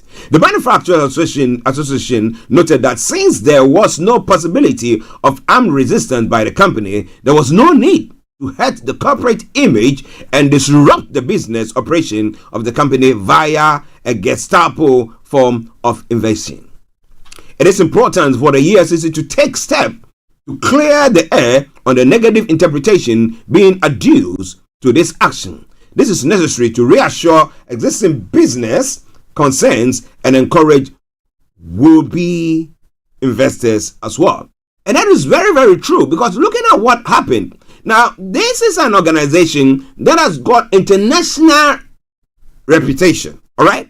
Now, any move of the sort, why couldn't they actually request from them, from the company, can you provide us with blah, blah, blah? Because it's going to dent their image when it comes to international community. But well, who knows? It is Starr Radio UK. It is your favorite African and Caribbean radio station in London, bringing the time now to 11:31. Let's move on. I think we got about a couple of other stories from there, and then we can bring the updates from Nigeria to a close. Now, the Maritime Workers Union of Nigeria embarked on a strike, and Mohammed Bello Koko, Managing Director of the Nigerian Ports Authority, on Monday, January 8, 2024, brokered peace between Maritime Workers Union of Nigeria and the marginal field operators of the oil and gas industry over non-compliance with stevedoring regulations. Appealing to the maritime workers during the meeting, Bello Koko said, "Port Authority will do all it takes to ensure industrial harmony and prevent the shutdown of crucial production platforms of the oil and gas and allied industries that maritime workers control." The NPA board said the national economy cannot afford any shutdown at this time. The meeting, which was in a move to stop the impending shutdown of the national economy, culminated in the signing of a communique addressing the workers' grievances and subsequent suspension of planned strike actions. The Maritime Workers Union of Nigeria had earlier last week issued an ultimatum to shut down all oil production and allied platforms on Tuesday, that's today, over non-compliance with the stevedoring regulations, lack of access to work locations, lack of remittance of 3% maritime workers levy by stevedores. The meeting had in attendance Adedapo Shegun, Executive Vice President downstream for Nigeria Petroleum National Petroleum Company Limited, Adewale Adewanjo, Deputy President of the Nigerian Labour Congress, Bolaji Sonmola, President of the National Association of Stevedoring Operators, and Bayo Adinlere, Managing Director of the Nigerian Pipeline Storage Company and Assistant Director Distribution System, Storage and Retail Infrastructure of the Nigerian Midstream and Downstream Petroleum Regulatory Authority, that's the NMDPRA, among other industry leaders. But at least they brokered the peace, and therefore it will not affect or have an impact on the economy as was being envisaged.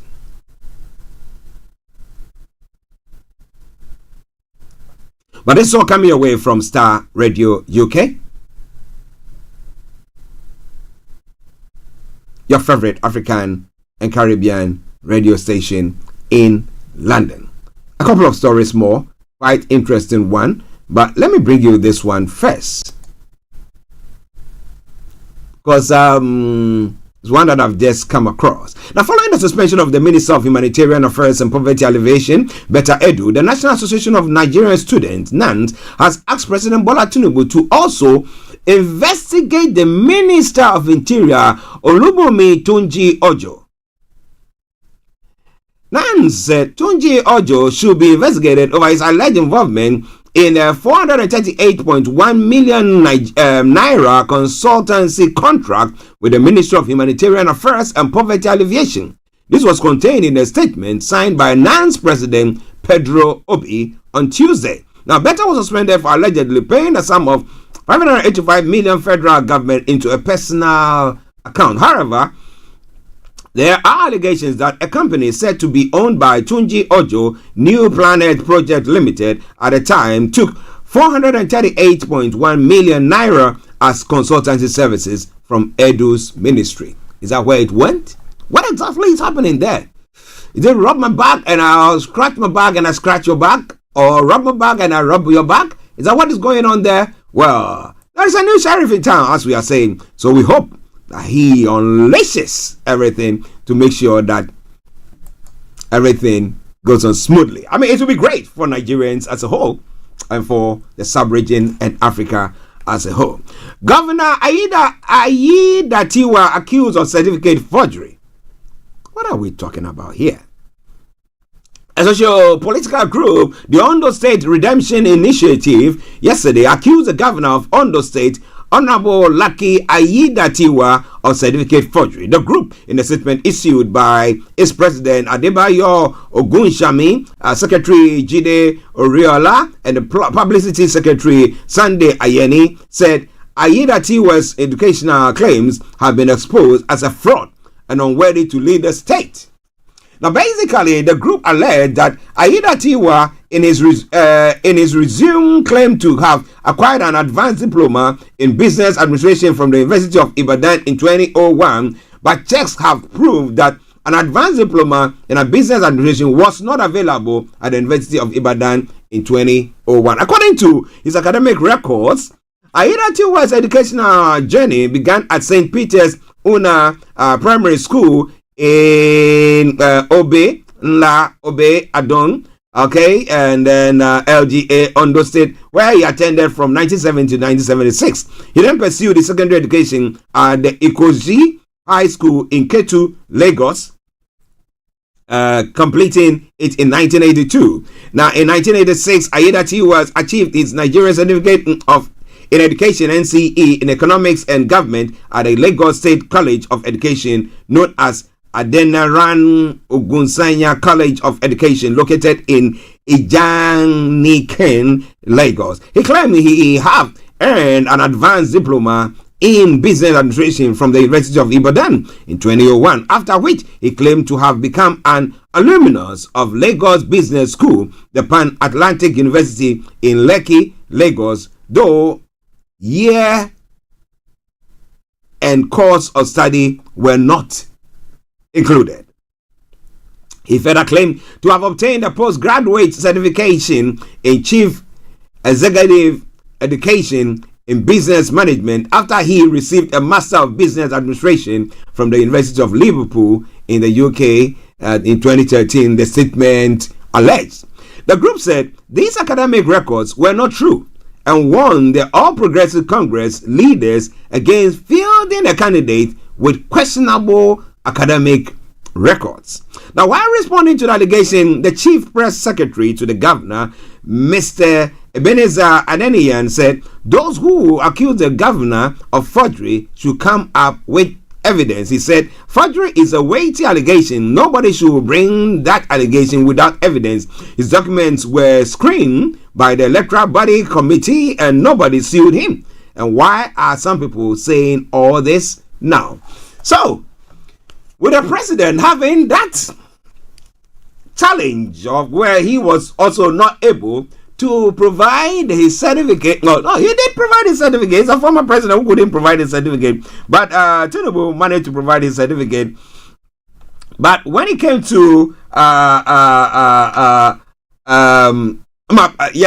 Buhari, he couldn't provide his. Now we have the alleged forgery in Tinubu's certificate as well. So how is that going to pan out for this governor as well? He was only sworn in, I think, sometime, was it last week or last 2 weeks after the demise of the substantive governor of the state who passed in Germany at the same time a couple of weeks ago. So what do you think about all that? What would the president say? Would the courts rule in favor of it? And then if I also go there and I say, you know what? I went to, which university haven't I been to? I'll try to get one of the big universities. Okay, I've not been to Oxford So I went to Oxford. I have a doctorate degree in Oxford or a BSc in Oxford for what? Mass communication? Okay. So how would you come and I have a certificate, whether it's forgery or whatever? Would you tell me that mine is wrong, but his is okay, and the president's is okay? No, we know that it's not an authentic one. What do you think about all that? Well, listen, this is why I bring the update from Nigeria to a close. I sincerely apologize for not getting Mr. Olayomi Koiki on. Well, my producer says there was one other story that we skipped, so I need to bring that your way. Let me bring that your way quickly, and then we'll move on. The Supreme Court on Tuesday reserved judgment on a suit filed by Plateau State Governor Caleb Mutwang seeking to restore his mandate to lead the state. John Okoro, who led a 5-member panel of justices, reserved the judgment after he took arguments from lawyers for both parties in the case. The Apex Court is expected to deliver a verdict on the matter before January 16, when the appeal will expire. Mr. Mutwang of the People's Democratic Party scored 525,299 votes to beat the All Progressive Congress candidate Nentawe Goshwe, who garnered 481,370 votes during the March 18, 2023 governorship poll in the state. The governor's election was upheld by the Plateau State Governorship Election Petition Tribunal in Jos, the state capital. However, the Court of Appeal in Abuja overturned the victory, necessitating Mr. Mutwang's appeal at the Supreme Court. Mr. Mutwang had argued or had urged the Apex Court to nullify the judgment of the Court of Appeal, which sacked him from office. The governor, who made this request in his appeal, filed before the Apex Court by an 8-man team of senior advocates of Nigeria, led by Kano Agabi, accused the lower court of not giving him and his party, the PDP, a fair hearing. A three-man panel of the Court of Appeal, led by Justice Elfrida Williams Dawudu, nullified the election of Mr. Mofwang on November 19, 2023 and ordered the Independent National Electoral Commission to issue a certificate of return to the candidate of the All Progressive Congress, Mr. Gashwe. Now, the appellant court held the appeal brought by Mr. Gashwe was valid as the qualification issued was both a pre- and post-election matter under Section 177, subsection C of the Nigerian Constitution and Section 80 and 82 of the Electoral Act 2022. Dissatisfied with the judgment, the governor formulated 8 grounds of appeal on why the Supreme Court should validate his election. He argued that the issue of nomination and sponsorship, which underpin ground 1 of the petition by the APC, is not only a pre-election matter but within the internal affairs of the fourth. He submitted that, as such, the PDP, the first and second respondent, lacked the locus standi to canvass it. The appellant further contended that the lower court's number 19 the lower court's November 19, 2023 ruling was gravely faulty due to a lack of jurisdiction with respect to Section 285 of the Constitution supra. Now, he installed the disobedience of court order was not one of the grounds for maintaining an election petition under Section 134 of the Electoral Act, let alone disqualifying the appellant from contesting the election. So what do you think is going to happen there?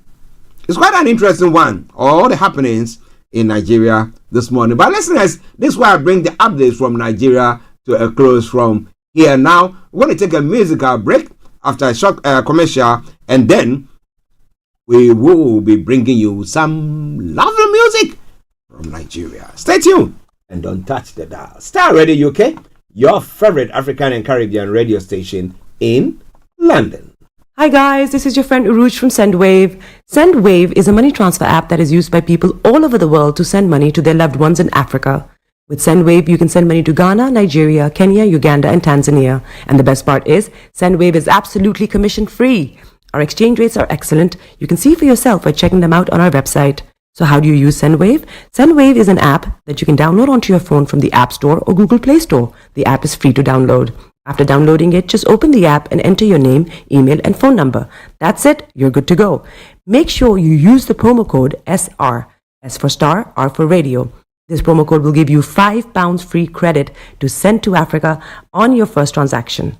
Your money will be delivered to your recipient within seconds.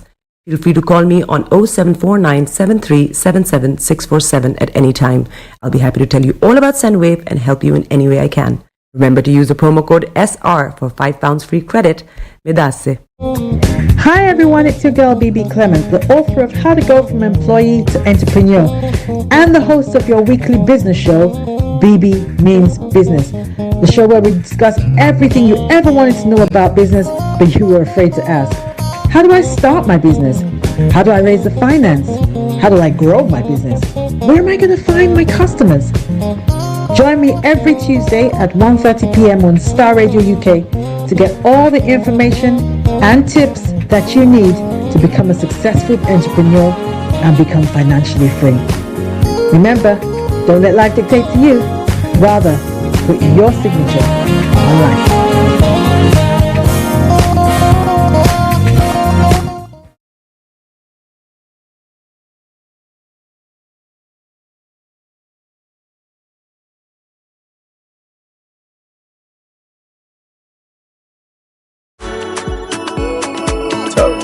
Toe dog.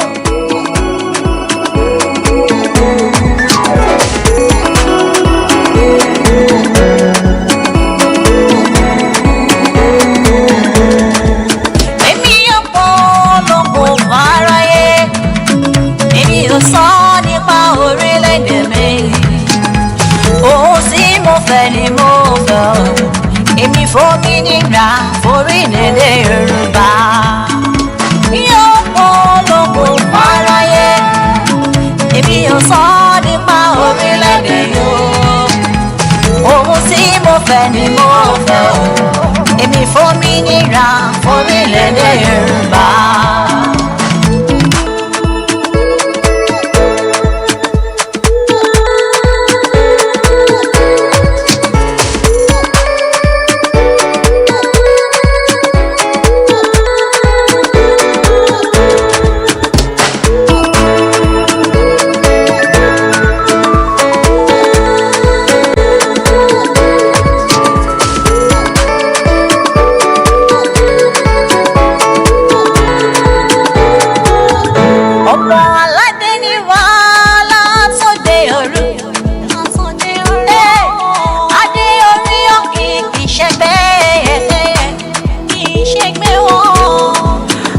adìyẹ má gbogbo rẹ̀ fún kọ̀lọ̀kọ̀lọ̀ rárá kò jọra. Ọmọ ojú àdìdé bọ́ sípò ẹ̀tọ́ bàbá rẹ̀. Èmi ọ̀pọ̀ lọ́kọ̀ fáráyé. Èmi ò sọ nípa orílẹ̀-èdè mi. Ohun tí mo fẹ́ ni mo fẹ́ o. Èmi fòmìnira fórílẹ̀-èdè Yorùbá. Mi ò pọ̀ lọ́kọ̀ fáráyé. Èmi ò sọ nípa orílẹ̀-èdè yóò. Ohun tí mo fẹ́ ni mo fẹ́ o. Èmi fòmìnira fórílẹ̀-èdè Yorùbá. Ìlú tán lọ́rùn fẹ́ lọ lọ́rùn yọ.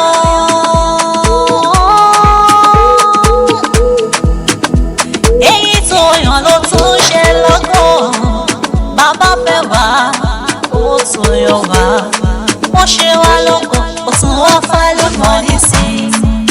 Èmi yóò pọ̀ lọ́gbọ̀n fáráyé. Èmi ò sọ nípa orílẹ̀-èdè mi. Ohun tí mo fẹ́ ni mo fẹ́ o. Èmi fòmìnira fórílẹ̀-èdè Yorùbá. Mi ò pọ̀ lọ́gbọ̀n fáráyé. Èmi ò sọ nípa orílẹ̀-èdè yóò. Ohun tí mo fẹ́ ni mo fẹ́ o. Èmi fòmìnira fórílẹ̀-èdè Yorùbá. Ọlọ́run dìde jọ̀wọ́ má ṣe wòran mọ́. Ìyà ìsọ̀kẹ́ kò pọ̀ jù lórílẹ̀-èdè. Ṣé bí wọ́n ló gbé àwọn ebèrú dìjà? Bàbá mi dìde jọ̀wọ́ jẹ́rìí ara rẹ̀. Èmi ò pọ̀ lọ́wọ́ fáráyé. Èmi ò sọ nípa orílẹ̀-èdè yóò. Sọ́wọ́rọ̀ yìí.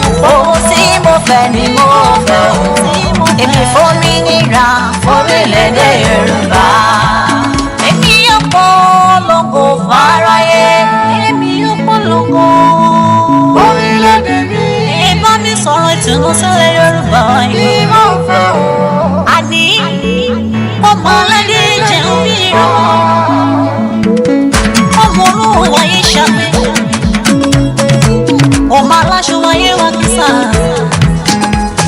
Ọmọ alágbẹ̀dọ̀ àìsàn náà rò. Òye pa wá bí ẹni pẹ̀rọ. Òye tún wá tàbí ní ìtúṣu. Ọlọ́run kojú wọlé látọ̀yọ̀. Jẹ̀tí sí gbẹ̀mí àwọn aláìṣẹ̀. Àwọn ọmọ rẹ̀ máa pè é rọra.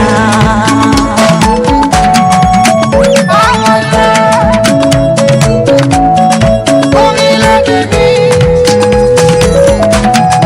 Ìmọ̀ ọ̀gá. Orílẹ̀-èdè Yorùbá.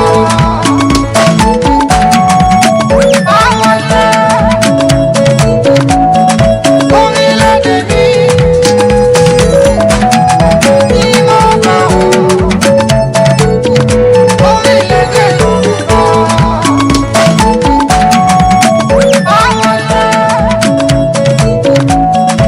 Orílẹ̀-èdè mi. Ìmọ̀ ọ̀gá. Orílẹ̀-èdè Yorùbá.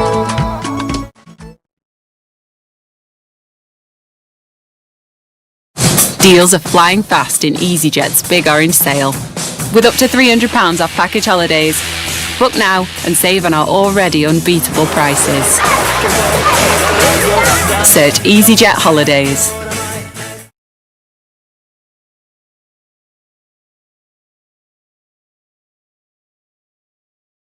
Hi guys, this is your friend Uruj from SendWave.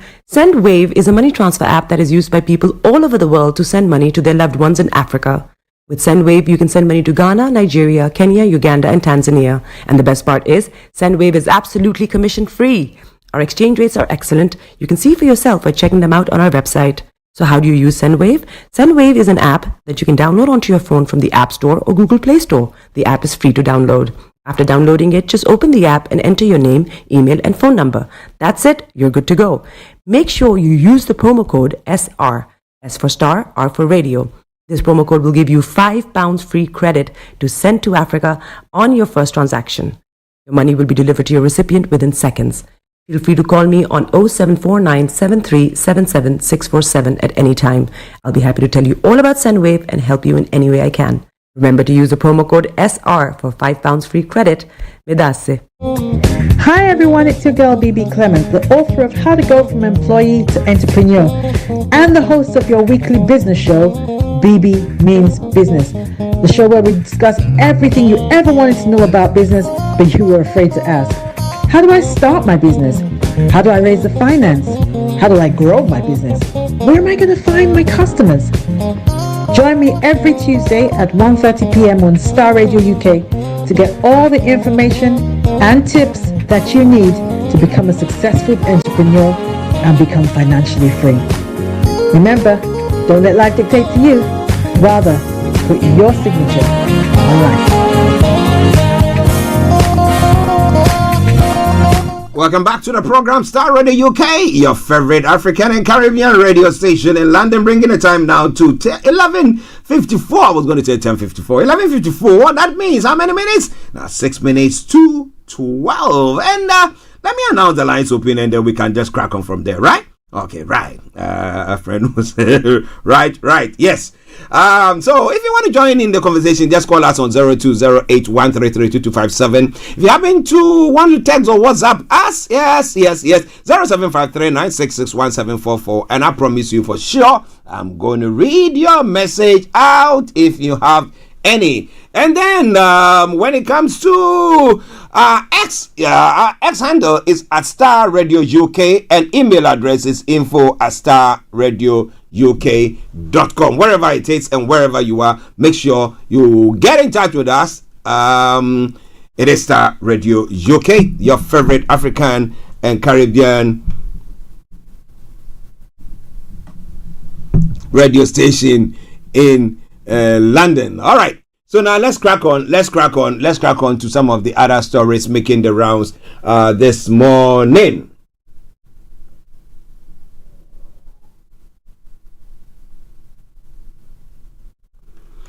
Okay. So, in other parts of the world as well, where we are broadcasting and bringing you everything that you need to know this around, from the let's go to the other African countries as well. Nigeria's leader suspends poverty alleviation minister after financial transactions are questioned. Well, I think Tinubu is cracking the whip, as I did say earlier on. We hope that he will do better than his predecessor and put Nigeria back where it's supposed to be, as the giant of Africa and the sub-region as well. Now, Nigeria's military tribunal has granted provisional release to Mohamed Bazoum. Niger's military tribunal has granted provisional release to Mohamed Bazoum Saleh, the 23-year-old son of ousted President Mohamed Bazoum, from house arrest in the capital, Niamey. The tribunal made this decision on Monday, as stated in an official release. Salem had been under detention at the presidential residence along with his parents since the military coup that ousted his father in July.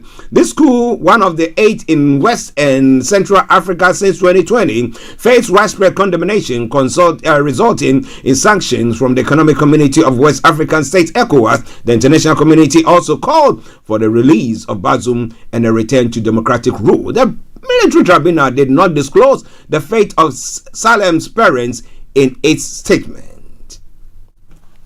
In a significant development, the ECOWAS Court of Justice declared last month that the detention of Bazoum's family was arbitrary.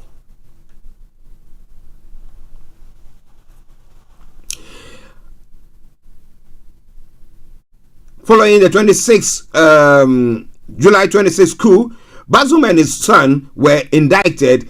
Salem faced charges of conspiracy with the intent of undermining the authority or security of the state. The family, according to Bazoum's political party and relatives, has endured challenging conditions lacking access to running water and electricity. Furthermore, their lawyers claim that they had been denied the opportunity to meet with a magistrate and had been informed about any legal proceedings against them. The ECOWAS court ruling adds pressure for a resolution to the situation, emphasizing the need for adherence to democratic principles and the rule of law in Niger. Well, listen to Starr Radio UK, your favorite African and Caribbean radio station in London. Now, so moving on, looking at some of the other stories making the rounds on the African continent. Well, Zimbabwe has said that all 15 miners trapped in a Zimbabwean gold mine for 4 days have been rescued. Mine Minister Soda Jemu on Monday said the workers were healthy and conscious. Video footage posted on social media platform X, formerly by Mangwana, showed the workers covered in mud being greeted by a small jubilant crowd at the mine site. The Red Wing Gold Mine, owned by Metallon Corporation, caved in after the shaft collapsed on Thursday. Officials said an earth tremor might have caused the incident. Families of the trapped workers have been camping at the mine site in the mining village of Penhalangato, 270 kilometers east of the capital Harare, waiting for the rescue. The area is home to many undocumented workers who scrape a living and economic hardship, particularly since the mine was placed under corporate rescue in 2020. Now, mine accidents are uncommon in Zimbabwe. At least 9 people died in September after the collapse of Bay Horse Mine, a disguised gold mine in Chegutu, about 110 kilometers west of Zimbabwe's capital, Harare. Listen to Starr Radio UK, your favorite African and Caribbean radio station in London, bringing the time now to exactly 12 o'clock.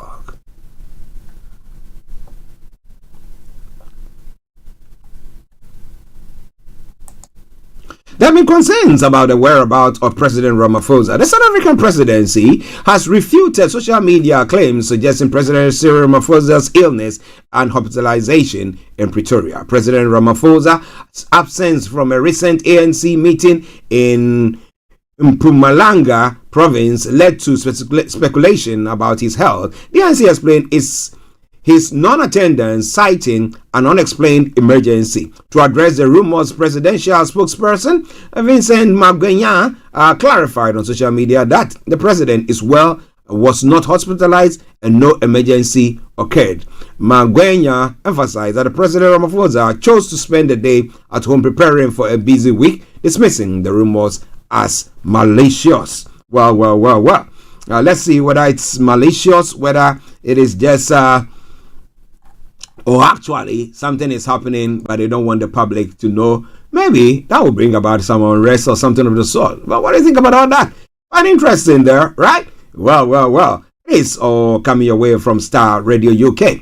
Now, Kenya faces a backlash over hectic visa-free entry. Now, Kenya's recent decision to offer visa-free entry to all foreigners has stirred controversy, with critics calling it hectic. The President William Ruto introduced the policy last month to promote visa-free travel within Africa. However, the Kenyan authorities clarified that despite the visa-free entry, visitors must obtain electronic travel authorization by submitting documents and paying $30 processing fee. This requirement now applies even to citizens of countries that previously enjoyed unrestricted access to Kenya. As of Sunday, more than 9,000 visa applications have been received through the digital platform, according to authorities.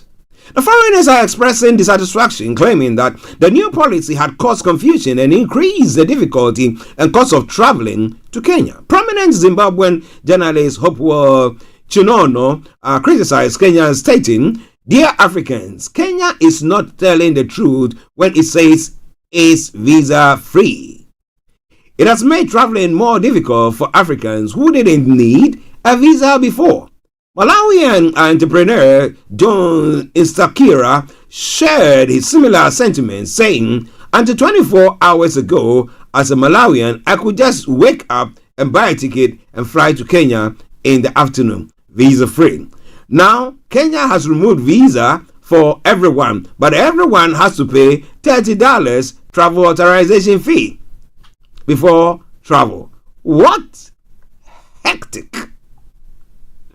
Now, concerns are also being raised by some Kenyans, fearing that these stricter restrictions might lead to a boycott by some foreigners or reciprocal restrictions from other countries.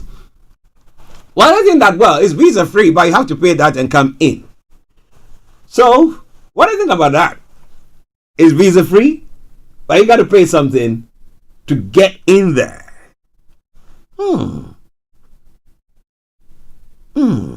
So what is that money for? Okay. Well, they call it what? The electronic travel authorization. So electronic travel authorization is not the same as visa. Okay. And if there are reprisal actions taken by other governments as well, how do you think it's going to pan out for Africa as a whole, and then Kenya in particular? Well, it is all coming away from Starr Radio UK and your favorite African and Caribbean radio station in London. Yesterday, I did talk about the Kenyan soldiers, police officers who have gone to Haiti to help them fight everything that is going on. But former presidents and prime ministers accused of corruption that is in Haiti. Now, a Haitian judge has issued arrest warrant for more than 30 senior officials accused of government corruption, including many former presidents and prime ministers. Whoops. The warrant issued on Friday and linked on social media over the weekend accused the officials of misappropriating funds or equipment linked to Haiti's National Equipment Center. This center is responsible for using heavy machinery for tasks such as building roads or clearing rubble, or particularly after earthquakes. Those names include former President Michel Martelly and Jocelyn Privet, as well as former Prime Minister Laurent Lamothe, Jean-Michel Lapin, and Evans Paul and John Henry Sen. No one has been arrested in the case. No further details of the investigation were immediately available. Now, Judge Aldunel Dimanche has requested that the accused meet with him for questioning while the investigations continues. The judge could not immediately be reached for comments. It is common for Haitian officials accused in criminal or civil cases to ignore arrest warrants or requests for questioning and incur no sanction because they accuse judges of political persecution. It is also rare for a senior Haitian official to be accused of corruption, let alone put on trial. They are above, you got it, the law. But it's all coming away from Starr Radio UK, your favorite African and Caribbean radio station in London.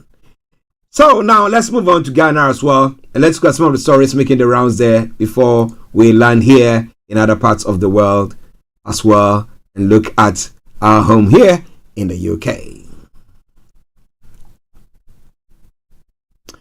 Renowned broadcaster Kwame Adinkra has heaped praises on the Inspector General of Police, Dr. George Ekufu-Dampare, for supervising an effective strategy by the police which prevented carnage on the roads during the just-ended Christmas holidays. According to him, the reduction in road accidents is particularly noteworthy since it is usually one of the major concerns during holiday seasons, when reckless driving tends to prevail. By enforcing traffic regulations more strictly, I believe many lives have been saved from unnecessary tragedies, the celebrated journalist stated in an open letter to the IGP.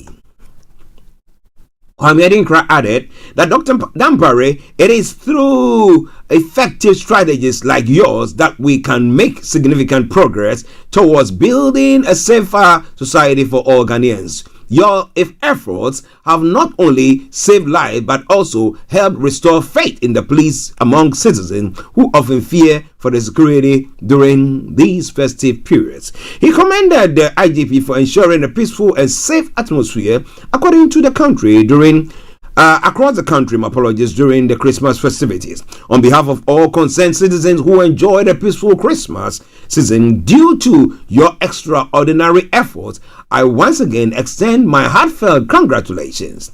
In a quote, he continued to say, may you continue with such outstanding initiatives aimed at safeguarding our beloved country throughout each passing year.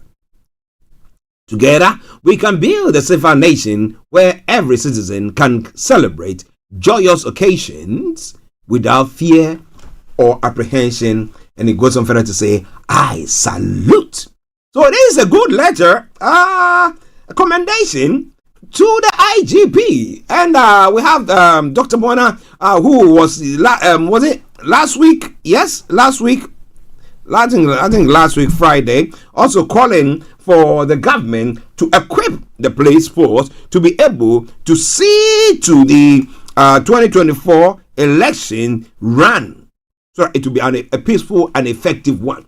We see him doing lots of things. When it comes to by-elections, he stood his ground, he brought his men on the ground, and they cracked the whip, and at least we had a peaceful one. So Reagan could not actually take place. But would the government continue on that path? Especially when we know there are some unscrupulous elements who want him out, because they reckon that with him at the helm of the police institution, it will be difficult for people to rig elections and do all stuff. Because apparently, elections are not won only at the polling station or through the votes that people cast, but we have to use some unscrupulous means to actually win elections when it comes to Ghana. Well, so is it from both sides? But will Dampare be able to crack the whip and continue in that path? Well. Listeners, this is Starr Radio UK. It is your favorite African and Caribbean radio station in London. Let's now move on to one other story, and then we can say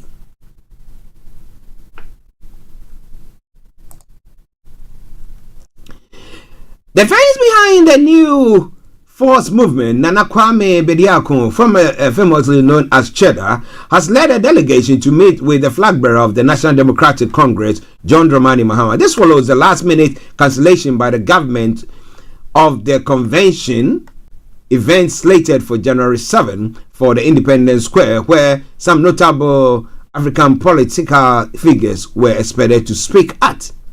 In its explanation, the government confirmed that it blocked the event despite the fact that it had been pre-planned and paid for because it was necessitated by unforeseen state event scheduled to take place at the venue. In the letter signed on behalf of the Chief of Staff by the Chief Director of the Jubilee House, H.M. Wood, it also added that the booking fee of 10,000 Ghana cedis will be refunded to the unnamed organizer of the said program. We write to revoke immediate the permission granted per our letter number so and so, which approved your request to use the Black Star Square for the above event. This decision has been necessitated by an unforeseen state event scheduled to take place at the venue. Portion of the letter titled Revocation of Permit read, dignitaries billed to be at the event were former Nigerian Independent Presidential Aspirant Peter Obi, President of the Economic Federation Fighters of South Africa Julius Malema, one-time Director of the Kenyan School of Law P.L.O. Lumumba, and Professor P.L.O. Lumumba, and former permanent representative of the African Union to the United States, Arikana Chimbori Kwao. Now, following this, it has emerged that Cheddar, the brain behind that event, met with John Mahama, the NDC flag bearer, together with some of the dignitaries who were billed to speak at the Black Star Line Festival. In a tweet shared by Dele Momodu of Ovation International, he shared photos of the meeting of Cheddar with PLO, Lumumba and others, with the former president and flag bearer of the National Democratic Congress, John Mahama. After that aborted gathering of radical African leaders, including Timmy Frank and all the others that were the New African Convention movement, some of the leaders today met with former President John Mahama. It is not clear if Cheddar has decided to throw his full weight behind His Excellency, he wrote in his post. Musicians including Fia, Stoneball and Wiyala were also billed to perform at the event, which was cancelled at the last minute. And it is quite a worrying thing there. However, well, they made a former president. So let's say next year or next 2 years, let me put it that way, if the election is held, then the former president wins and they say they want to hold that event, will he allow them to do it? Somebody will say yes, why not? Well, it is Star Radio UK, your favorite African and Caribbean radio station in London. Let's take one more commercial before we bring you the latter part of the program. This afternoon, as I did say, exactly at 1:30, BB Clement will be coming your way with BB Means Business, and she'll be having as a guest Sandra Nicole, who will be dealing with AI, the usage of AI to enhance your small business. Yeah, you can. So AI is not doom and gloom, as we say, or as we see, or as we think of it. So wherever you are, stay tuned and don't touch the dial. Star Radio UK, your favorite African and Caribbean radio station in London. Hi everyone, it's your girl BB Clement, the author of How to Go From Employee to Entrepreneur and the host of your weekly business show, BB Means Business, the show where we discuss everything you ever wanted to know about business but you were afraid to ask. How do I start my business? How do I raise the finance?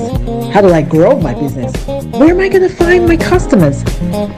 Join me every Tuesday at 1:30 p.m. on Star Radio UK to get all the information and tips that you need to become a successful entrepreneur and become financially free. Remember, don't let life dictate to you. Rather, put your signature on life.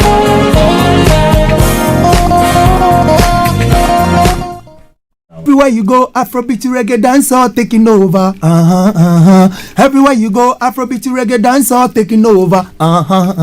Yo, what's up, people? This is a boy Raskin Bobo One. Tune in every day, every night at the Star Radio UK with the big man them Archie. When I say Orta, you say fire. Okay, and welcome back to the latter part of the morning show, the final segment of the morning show, and that is taking us to other parts of the world as well, and then landing home here in the UK.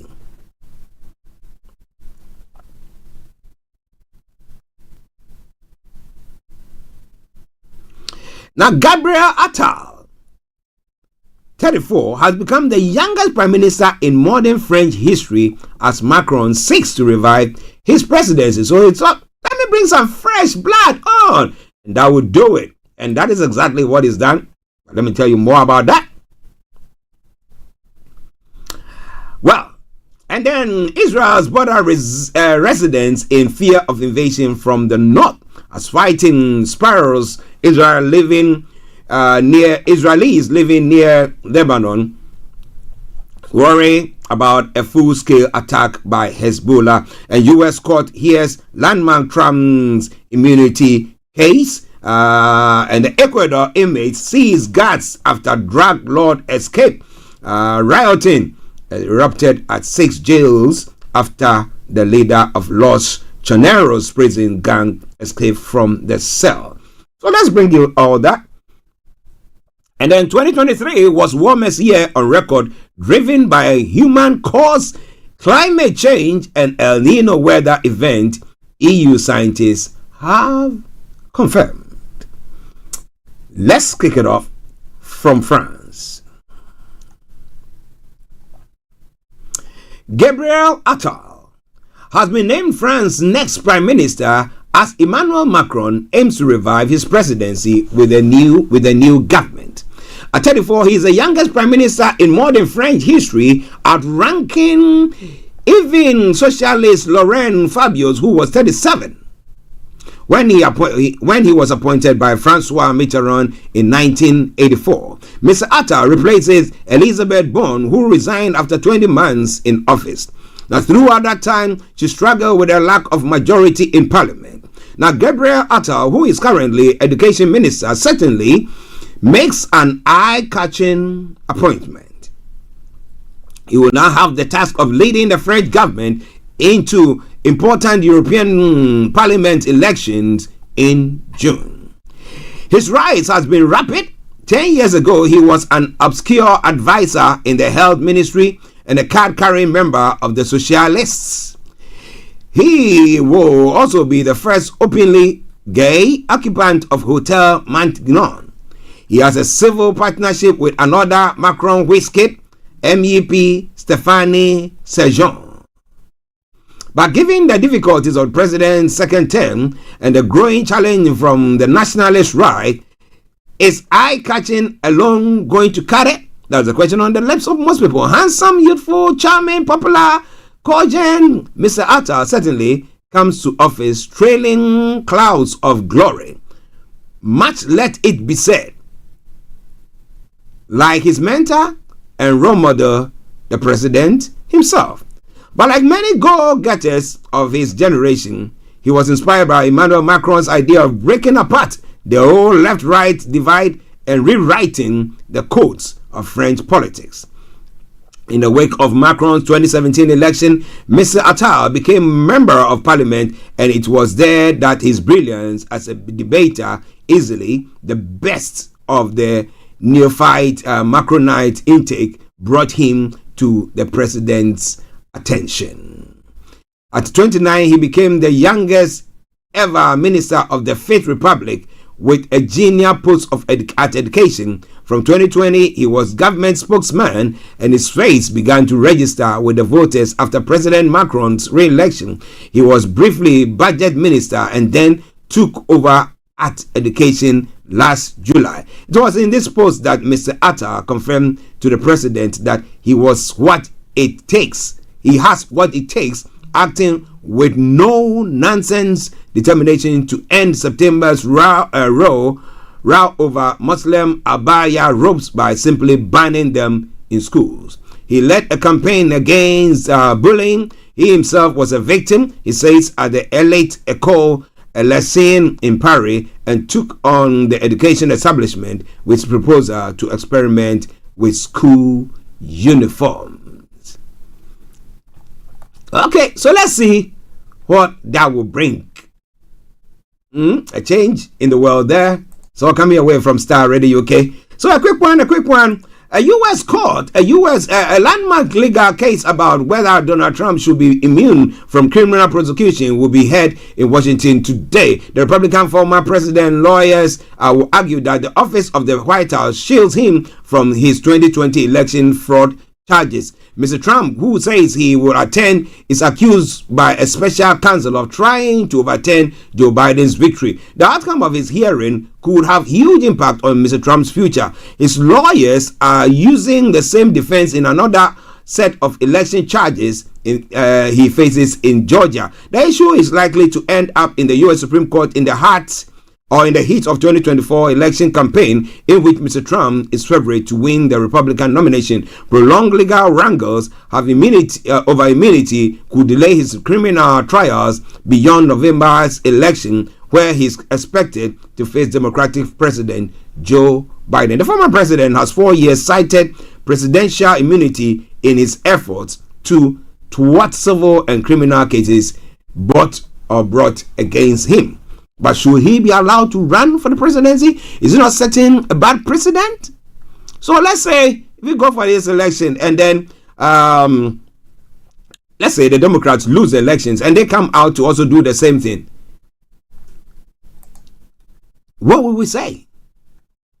Well, Ecuador prisoners take guards hostage after drug lord escape. Now, Ecuador security forces are trying to re-establish order in at least 6 jails where the riots broke out on Monday. Inmates have reportedly taken a number of prison guards hostage and have threatened to kill them if soldiers are deployed to regain control of penitentiaries. Now, 4 police officers were also kidnapped after President Daniel Noboa declared a state of emergency. The unrest was sparked by the escape of the notorious gang boss known as Fito. Now, officials say Fito, whose real name is Adolfo Macias Villamar, was not in his cell on Sunday morning when police arrived to move him to different jails within the same compound. Well, where is he? Has he escaped? So coming away from Starr Radio UK. Dozens have been reported killed in Gaza as Blinken urges protection for civilians. Hamas-run health ministry says 126 people killed in last 24 hours. And then explosions, emergencies in daily life in Gaza. The day so far in Israel, Gaza, calendar 2023 confirmed as the world's hottest year on record. And what has culminated to that? They say, well, human activities and the El Nino weather. What can we do about the El Nino weather? Can we maybe find some shield and spray it there? And can our scientists now come out with something that will help us to curtail that? Well, listeners, it's all Starr Radio UK. Now, post office victims promise faster justice is one of the stories making the rounds here in the UK. The story says the Justice Secretary Alex Chalk has met with senior judges to discuss possible solution to the post office IT scandal.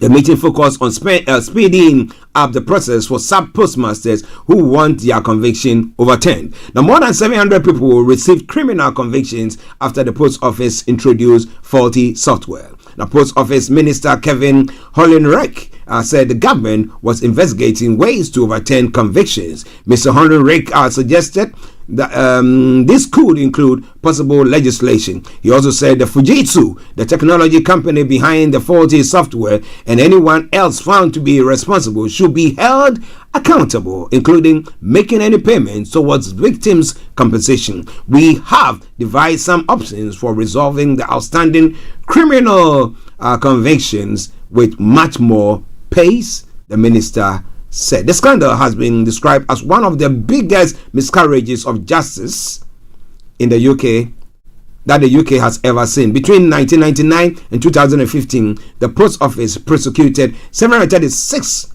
sub-postmasters and sub-postmistresses, an average of 1 a week, based on information from a computer system called Horizon. Wow. Did you watch the drama that ITV showed? Yeah.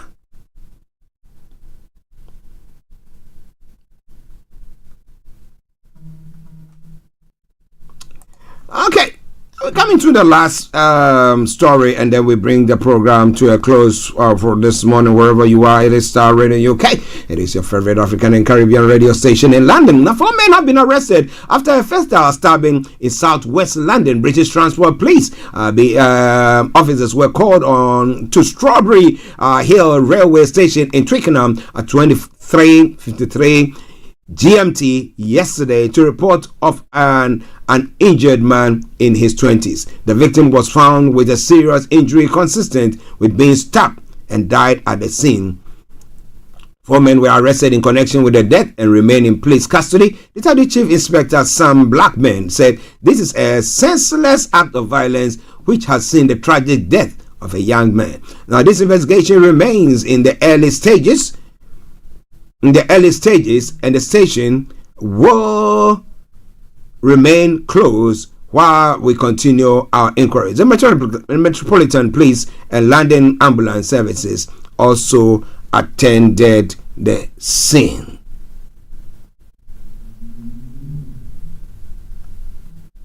Okay, listeners, this is where I bring the program to a close for today.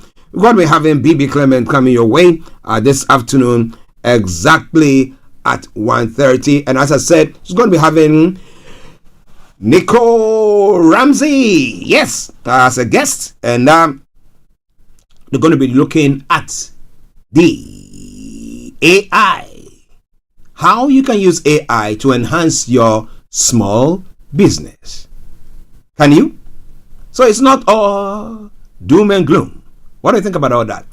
But tomorrow, God willing, we'll be coming your way with another edition of the morning show, the Wednesday edition, of course. And I hope that the technical team will be working assiduously so that we can see whether we will be able to reconnect with our North London studios to bring you updates right from there. But as I did say, Mr. Olayomi Koiki was able to send us all those information that we use for the first part of the broadcast. So wherever you are, I want to say thank you very, very much for the pleasure of joining us today. It's been a pleasure coming your way. As I will always say, it's been a pleasure coming your way. But I sign up with a song from Kofi Boham. It's a Write the Names of Talkers. Enjoy it, and I'll see you all at 1:30 on BB Means Business. On that note, bye-bye for now.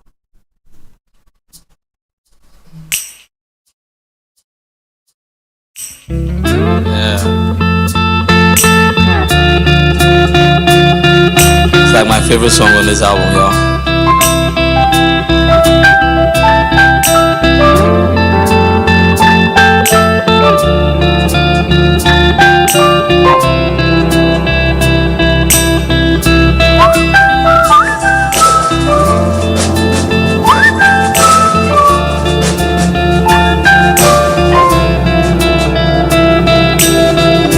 It's no secret in our world.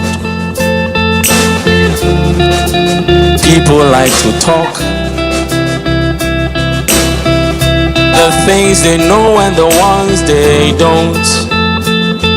They will spread lies and rumors just to be known. So why are you wasting your time like this? Hearing those things that break your heart. Give no attention, give no thoughts. Cause people talk, but they'll never help you walk. This is Starr Radio UK. So whenever they speak, look up and you will see a broken pencil and a sheet. And tell them, say, I'm writing names of talkatives. Yeah. All of this noise you're making on me. Teacher will get you when he comes. I have a race. No time to waste. No time to waste. I'm writing names of talkatives. I'm writing names of talkatives. 1, 2, 3, 4, 5, 6, 7, 8, all of 9. this noise you're making on me. Teacher, get them when he comes. Teacher will get you when he comes. I have a race. No time to waste. No time to waste.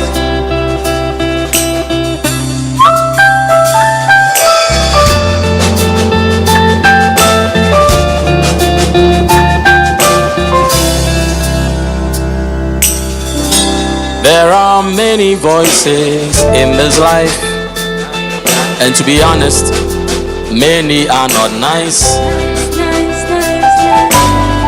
So don't hear something and pick a knife, cause most of these things are nothing but lies. Teacher said be careful how you hear, cause there are talkatives here. There are